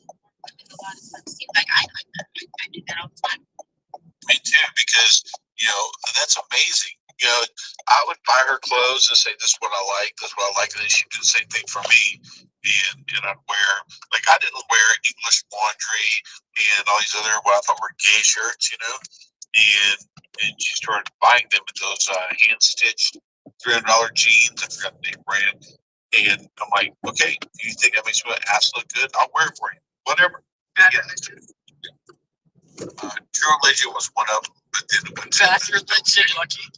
Lucky. Sorry, that's a band. No, not Lucky. She wore Lucky jeans. But it was another one. By the way, I could listen to Jeremy and Ani like go back and forth about their similar views on submission for a long. I just love it. I'm just over here grading. But look, I raised my hand as a joke, so I'm just going to take the mic. Elizabeth, I love you. Let me make this a compliment sandwich and start with something nice before I chew you up. So you are just insistent on thinking that submission is weakness. I can tell because the fact that you're asking you can tell so much by someone's question, right? So like the fact that you're asking how can a submissive woman be confident just goes to show that you're being hard-headed because we've told you this in so many ways. We've heard it from multiple people. And here's the thing. Here is the thing. A woman has to be confident in order to be submissive. Because if she's not confident, she's going to think that she's being controlled, and she's going to try to control, she's going to try to over-dominate. This is why I love being a submissive woman, because I'm very confident. And so I know that at the end of the day, like the man that is for me, we're going to want to please each other so much that this idea that being submissive means that I have no power or control is just not the truth. It's not the truth. The man is living for the woman in the family. The woman is the man's gift from God for being a man of God. Like the woman is the gift. So if that woman only wants to do, one thing, you have to understand that the submissive woman still has so much control, still has so much power, but she lets the man be in front and lead because she's pretty. Okay, why does she have to get her hands dirty? Why does she have to? And I'm not saying all women need to be like this. I just want you to know, Elizabeth, that confidence and submission absolutely go hand in hand. And it took me years to get this. That's fine. You can be hard-headed because I was hard-headed too, like you, for many, many years. So I'm not even gonna push you. I just want you to know when the time is right and you're ready to cross over to the other side because you're tired of attracting overly effeminate men, because that's what ends up happening, right? Who are not comfortable and they want to be dominated by a woman. I promise you, Elizabeth, you do not want a man that wants to be submissive to a woman. That is dangerous. Yeah, and I want to add, are you gonna be down? Like you're a co-host. Don't take time. The host. Oh my god. But I was saying, and what I'm saying,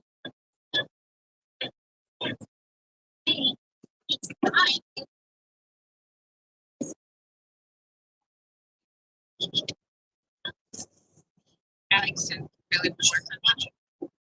You need to do it's the girl comes out of the degree. And that's the whole point.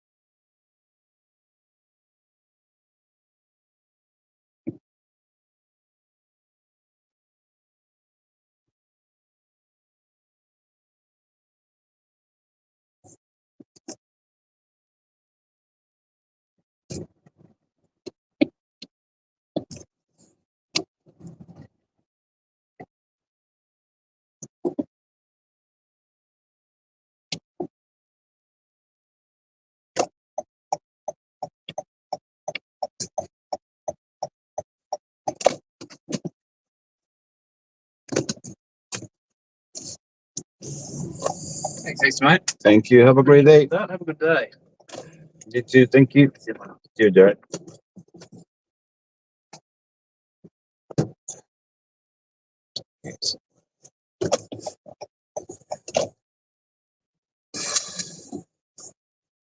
$2.50.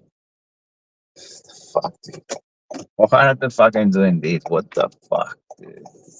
What am I doing?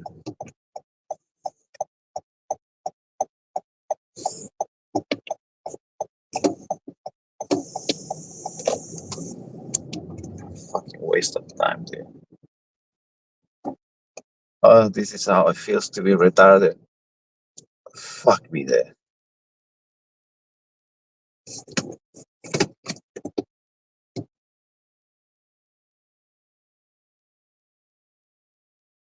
Yeah, I can see it's a baby on board, a fucking retard baby on board. Fucking hell. These people reproduce, that's the worst part. Fucking reproduce, man. My rats. Not only one. Many retards.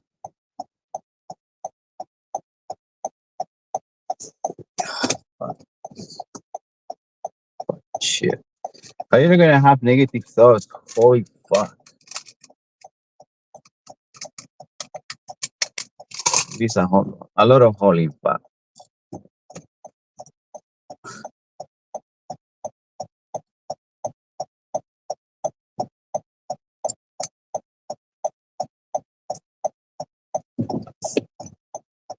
Run, Forest, run.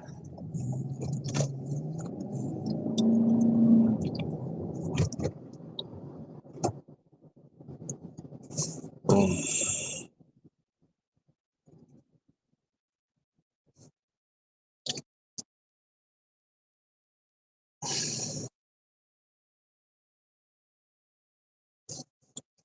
2 hours and 30 minutes. 2 hours and 38 minutes. We made $30.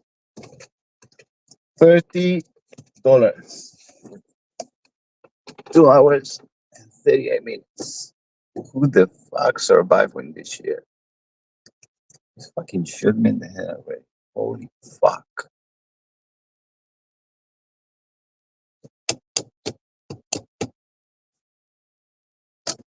Legal slavery. At least if they call me slave, I would take it, but they make it look like you're working. Well, fucking bullshit.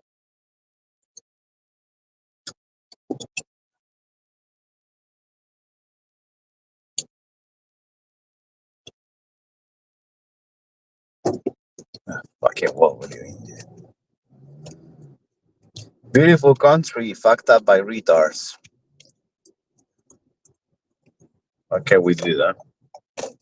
I reproduce.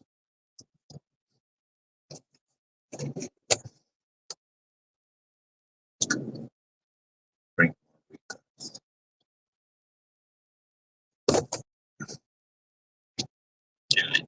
They don't rot visibly, but they rot molecularly, and they put them on the shelves, and people don't know they're eating rotten potatoes. So this is the level of evolutionists that we're dealing with. And all that is true or real. I could support it, but no, I will not give you sources. You can taste it. If you go to the store and buy a potato and an onion, it's absorbed every fucking thing in the whole store. Like, you can smell it, you can taste it, versus a potato you grew or an onion you grew. Like, it's roots, it absorbs, and they used to use roots to heal people and absorb the sickness. So yes, it's absorbing the whole sickness from the store and the fucking people that are selling it to you, and then you're taking it home and ingesting it. Yeah. Yeah, this is a revelation I had about poison mushrooms, and this is just basic discernment. I don't have any science on it. I wouldn't give it to you anyway. But you know how they'll tell you, Zentani, that this genetically exactly the same mushroom in this one's poisonous though, and this one isn't. This is because the fungus is bioremediating toxins in a more toxic environment. So you're eating a fungus that is like, it's got environmental pollution. It's helping out the environment. It's an incredibly boring conversation. You know, I genuinely do believe that patterns propagate throughout the universe in very complex ways, to the extent that like archetypes can exist. So I truly do think when you read the Bible or like any of these major religions, I do think there are demons or like demonic energies. I think they're a part of nature. I don't think we're like separated from the universe and that demons are like bodies that are existing. I think there's patterns that propagate. So like throughout the planet, there's going to be one part of the planet that's like cursed, so to speak. Or like people that are in a certain place or falling into a certain pattern are going to become demons or demonic archetypes. I genuinely do believe that.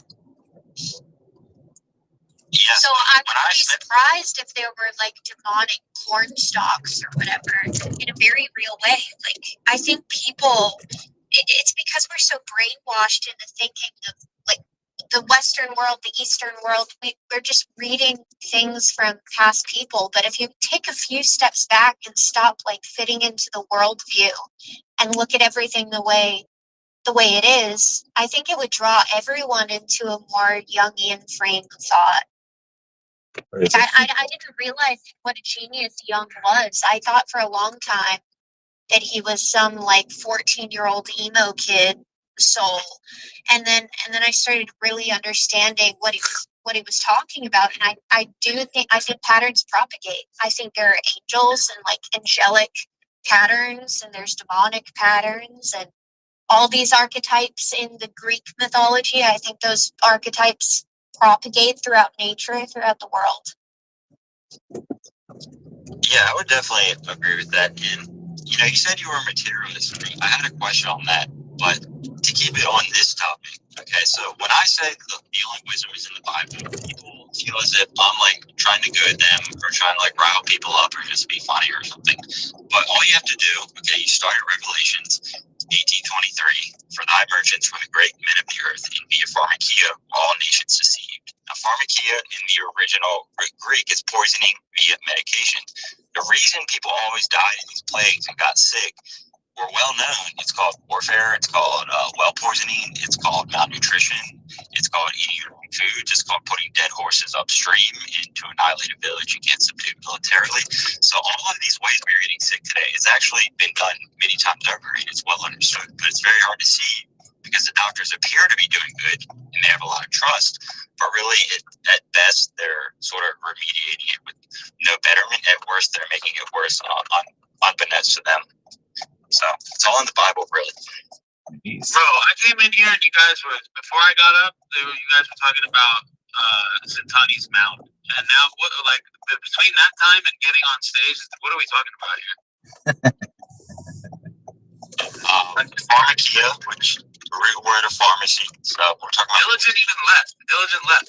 Malakia. Were you hiding in the tunnels waiting for Zentani's mount to become a No, I was in a meeting and I came back in and you guys were talking about it and I was trying to get up quick because I know it was delayed so I could say she didn't talk about it. She said it was special. She said she does something special, but she wouldn't tell us. Well, I've been thinking about that since she said it. That's what she said. About it. I've been trying to think of what you do. What is special? The little genuine sideburn? Like, what is special? Like, you got a little design? That's what I was thinking about. I think so. You had her good too. She didn't want to say. She was trying to backtrack. You had her all flustered. She wasn't going to say it. Now I'm invested. I know. She called it special. I've never heard somebody call it special before. Because theirs wasn't special. Yeah, I thought that was just amazing because my philosophy, I have a flap theory. It's when a woman is unflappable, it's your duty to flap them. And it took me like 3 weeks to even get one single flap out of Zintani. But you flapped her last night with the whole special thing. You wouldn't let her No, listen, she's got a quest. What is it called? A quest line? Is that what it's called? Well, I thought Sally may have, radicalized her. What do you call it, Zintani? What do you call it? So yeah, a quest line. Quest line. And there's like 50, at least what I think it evolves. Like, I don't think we know everything, but the most up-to-date information I have is that it's a quest line and that there's up to level 50. That's what I do know. And so, like, it's interesting to me. It's interesting to me. I feel like level 50 is where you get to find out what's so special. Exactly. Hey, Zintani, do you have double XP weekends or no? I had a man get through the quest line in 3 months once, but that's only happened once. Yeah. What does it normally, like, on average, what is the time frame? Years where they don't make it through. Years. Men are very, men have egos that get really, and if you turn it into a power struggle, because that's not what I'm doing. I'm not power struggling. I'm determining if a man has the character traits that would make me safe to get involved into a sexual relationship with them. It's not a game in like a shallow way. So like men make the mistake of thinking it's like a game or something to win, and they never get through because they're not understanding, like they never go past the kiddie pool. It's like there's many men that can't go deeper than the kiddie pool. Yeah. They're not creating safety for you to go deep. Yeah. That's why. Yeah. I don't know if it's just safety. Is that what you said? Just safety? I don't think it's just safety. There's a lot. There's layers. A lot of it is safety. A lot of it comes down to like the root of it is safety. Is like if you were to like, so these quest lines, I make a joke out of it, but they're kind of freaky. Like I bet if I ever went into detail, like everyone would think I'm insane, but I don't give a fuck. I do what I do.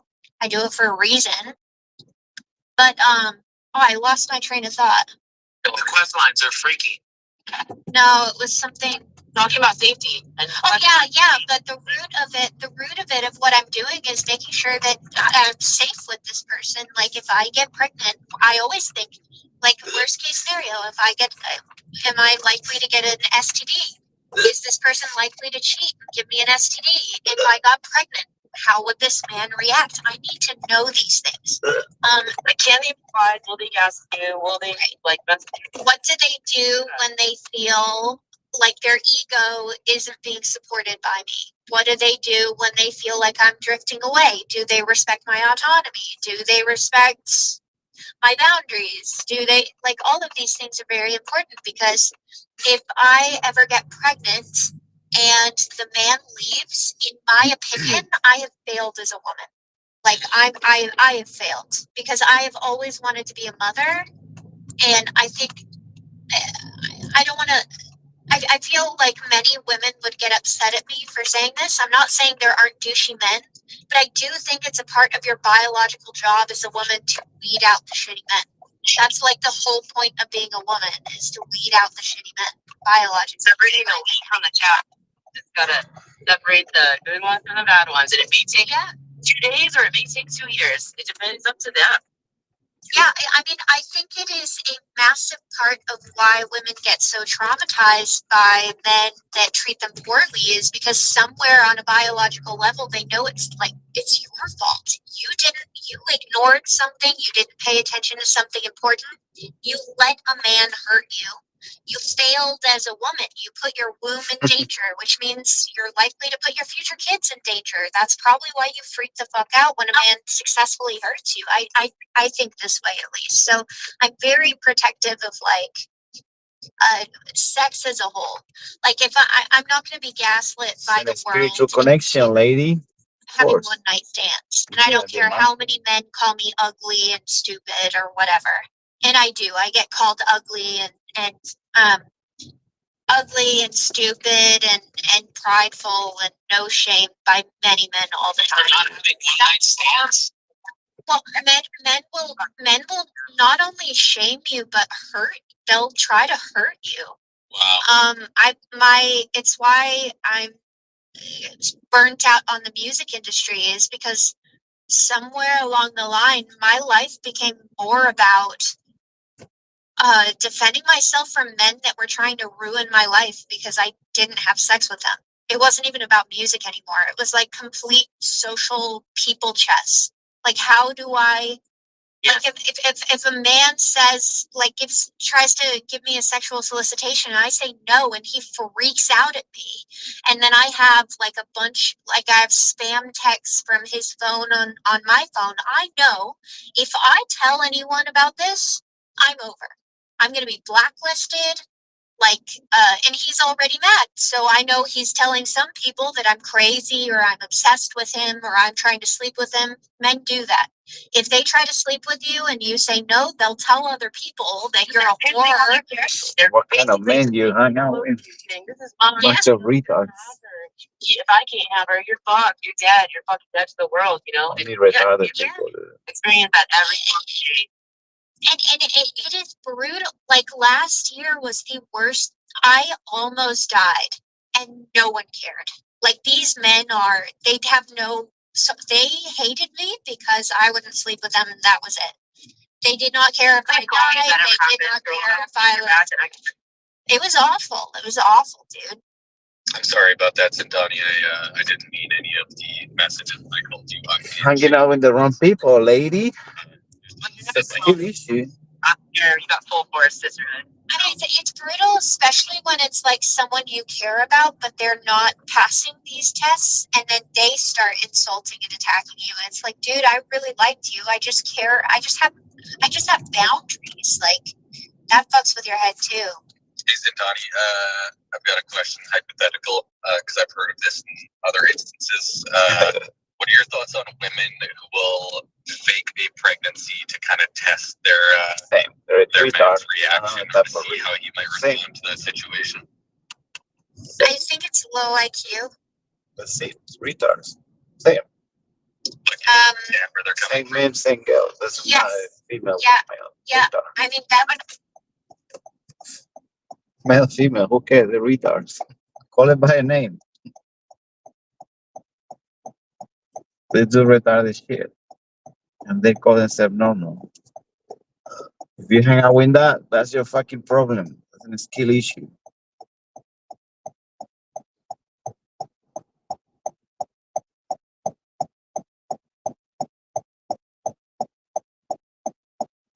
Male, female, who give a fuck? Let's talk.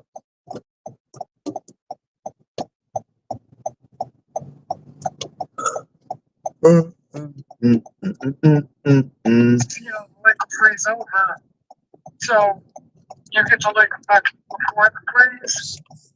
But our lake is so polluted that it doesn't freeze and it just keeps coming and coming and coming.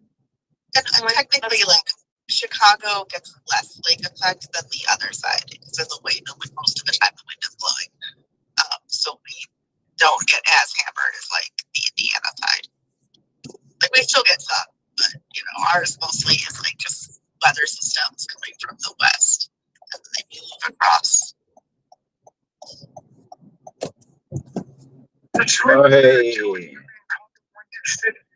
Sorry. Well, so it's windy. It's just the wind is normally going west to east, and so it pushes the weather across the the lake is to the west, to the east of us. So you know what I mean? Like it doesn't often we don't only the city itself gets lake effect right there, but for the most part, the other side of the lake,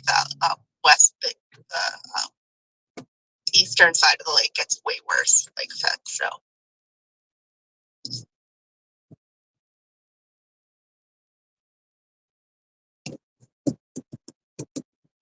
Makes sense. But everyone always like tells me that like the Windy City, they're like, that was a nickname because the politicians were blowhards and they were full of hot air, and that's why they called it the Windy City, and it had nothing to do with actual weather. So Oh wow, really? that is though that's like the fact that like my dad would say that over and over again, and he would like, you know, it's one of those old man facts that like every time it gets brought up, they'll like give you a little mini lecture on it. So I mean, I just think I never looked it up myself, but I accepted it as true because I want to say you know, it's one of those things like old man facts where they just tell you the same thing over and over again every time the subject comes up. Yeah, yeah.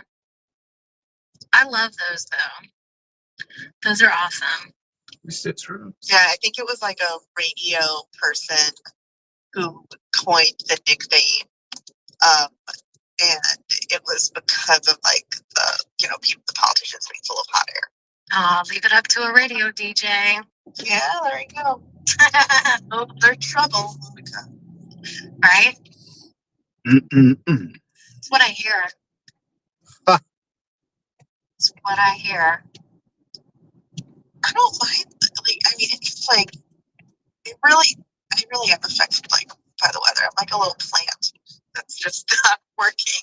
Right. Because it's like the shortest days of the year, essentially. Like there's like hardly any daylight. So it's just really dark, and then it's been really cloudy, gray, and snowing. So, like I want to say 80% of the time. So like I can handle it if it's cold, if it's sunny. So it's just been so yucky out. Yeah, it's been rainy here. It's been cold, gray, and rainy. Yeah, and it went from like being in like the 70s, upper 60s, yeah, just 20s. Like it does that here every single year. There's no like warm up. You know what I mean? We didn't get the 40s, 50s phase. Right. It just drops. Yeah, our fall's not very long. We get that false fall, and then we go bouncing back to summer-like conditions for a week, and then it just drops and gets cold. Not fun. Not fun at all. See, now we get spring, summer, hell. We do get a spring. We have a really nice spring. There's a good week and a half window in the spring, and then at the end of summer, it's really about the fall time that you can open your windows around here and be comfortable all day long and not like need a jacket or need to remove any layers. Like you can, it's just super nice. But it's only a week and a half, 2 weeks max that we get that twice a year here. It sucks. I've been here so long that it's hoodie weather till there's at least 3 feet on the ground. Up until then, I'm not even putting my coat on unless I have to. Yeah, no, as far as snow, Memphis is a strange place to be as far as like winter goes, because normally we get it January, February, but sometimes we get it, in December. There has been a few Christmases where it was actually snowing. It's just not very common, but hell, it snowed here on Thanksgiving since I've been in this house. 1 year, I've been living here 10 years. So 1 year on Thanksgiving, it was actually snowing. And then when I first moved back here in 91, I moved back here on a spring break during my junior year of high school. And I wore shorts. I left Georgia wearing shorts and stuff. And I get off the plane in Memphis, and everybody's looking at me. And I'm like, what is going on? And it was snowing. It was snowing in spring here. That was kind of weird. You can honestly tell Syracuse weather, and this is like the best way to tell it. Just look how the basketball team's doing. The worse the team's doing, the longer. It's our groundhog. Oh, wow. I honestly expect we're going to have snow until football season starts next year. Oh, no. I hope y'all don't. That's the long snow.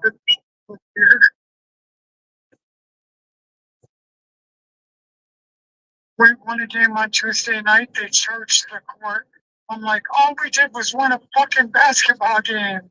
There's no reason to search the court. I'm so embarrassed.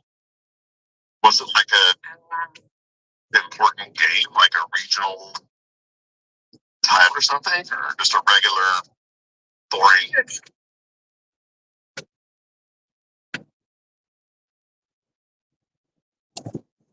Okay.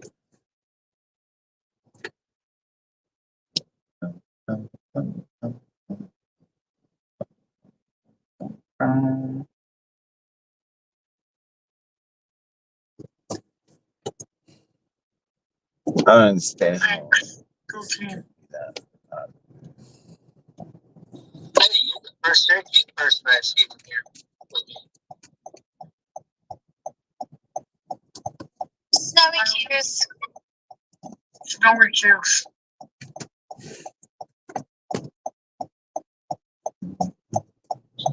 35 degrees right now. I heard that they're transitioning to. I heard that they're transitioning from Syracuse to Syracuse. Why? Why Syracuse? What am I missing? I was making like a transgender joke. It's like a dad joke. Oh. Yeah.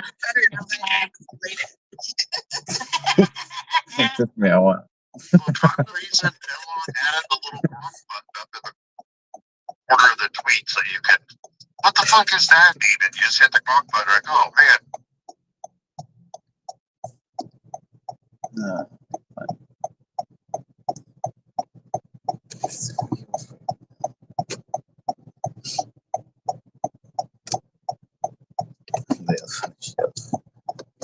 Okay, now we're talking same language.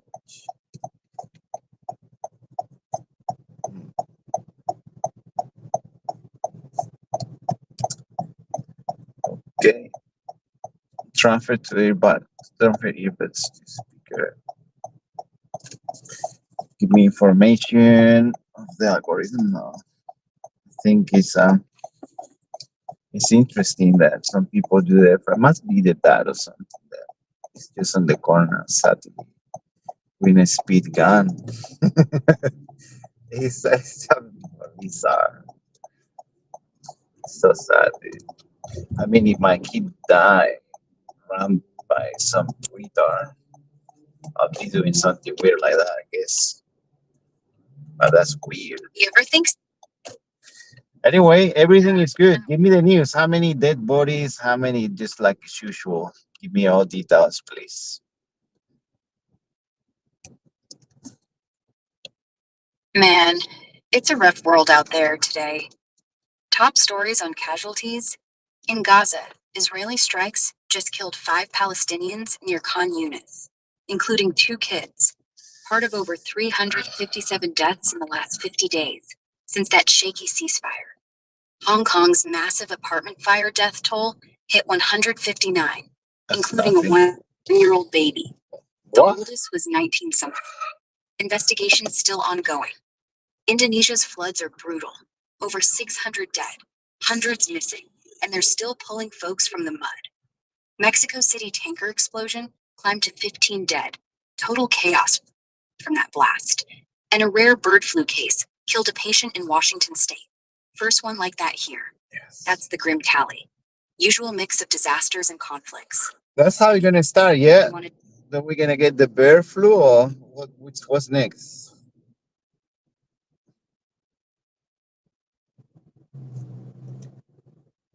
Whoa. Doomsday vibe, huh? Yeah, I just want to wipe out everything. It's so hopeless. It's a hopeless world.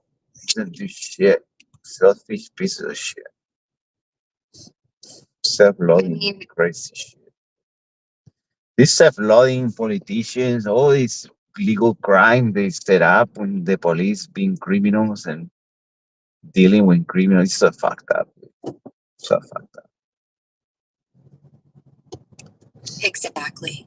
Politicians, actors, police, military in disguise. They're not fighting crime, they're farming it. Whole systems rigged to keep us broke and scared. That's why people stop giving a fuck. You see how the news never blames the real crooks? It's all theater, man. You really believe crime is random or that cops hate drugs? Nah, they deal with the big dealers illegally. Yeah, illegally. But the second you buy a gram, they know. Every single gram they tax. Ever wonder why fentanyl's everywhere now? CIA's flooding it in. Cheap way to kill off the poor. That's why your daughter's in danger. But hey, what do you do? I think we should start giving guns to the homeless. What do you think about that?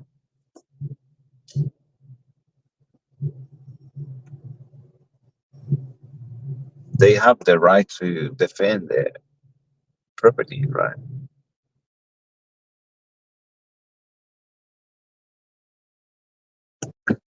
Civil War.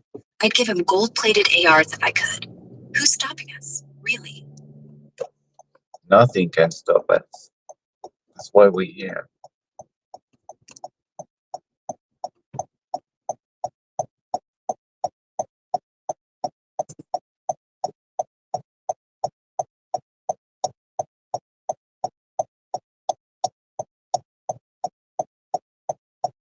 To show the world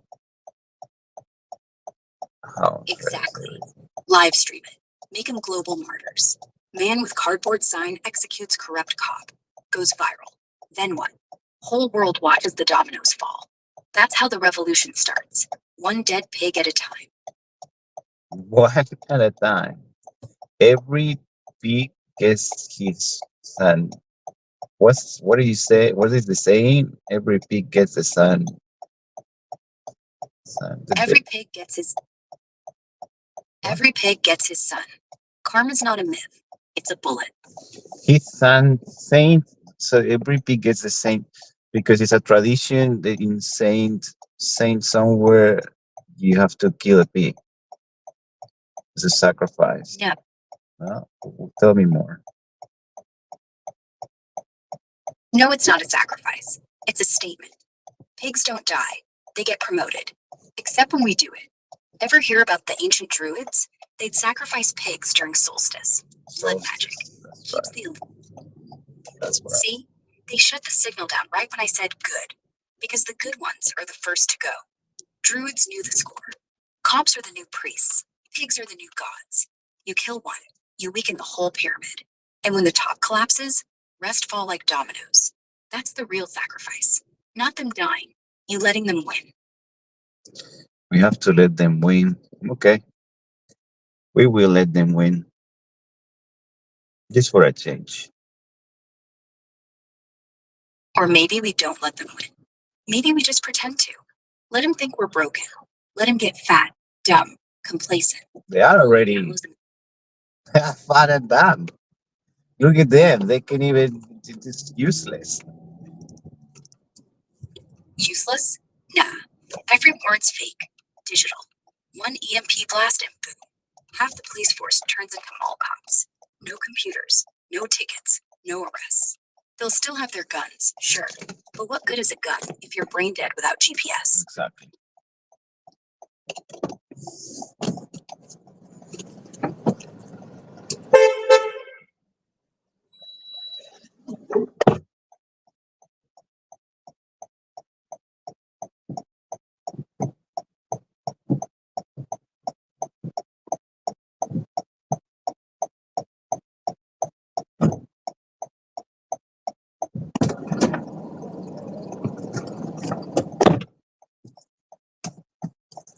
For Esmeralda.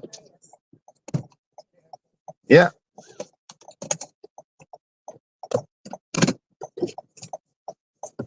We'll be there in 20 minutes. Let me know if it gets cold or hot. I can change it.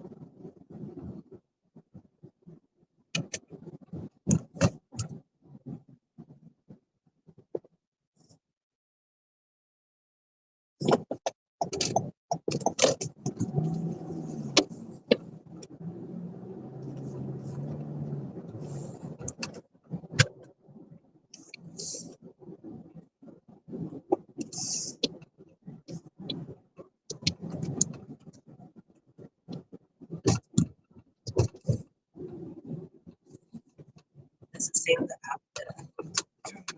Yep.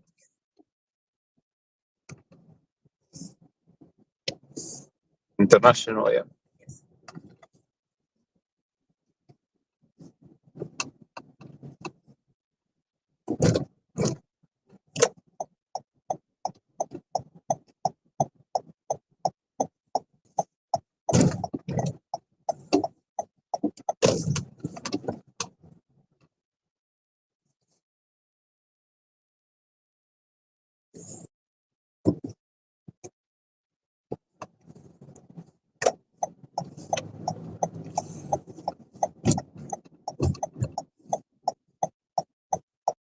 Here we are.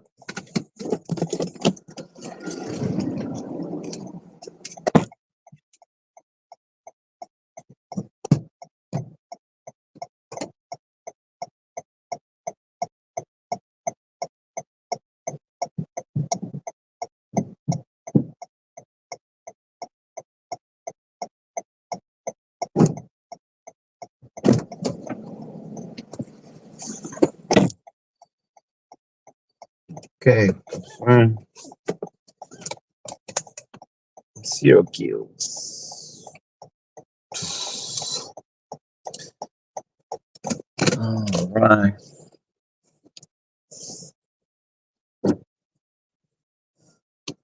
We call it a day. We call it a day.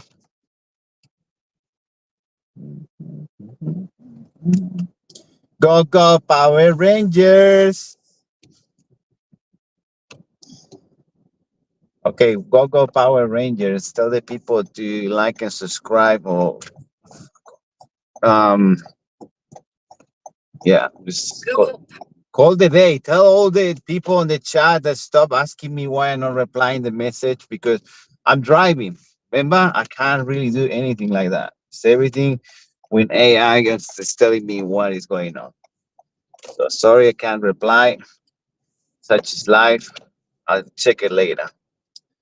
Anyway, just tell them that we out. Call it a day. Or maybe the chat's full of bots anyway. All right, I'm signing off. Yo, we're out. Stop blowing up the chat. We're not dead, just driving. Such is life. Catch you on the flip side. Boom. Done. Catch you on the flip side.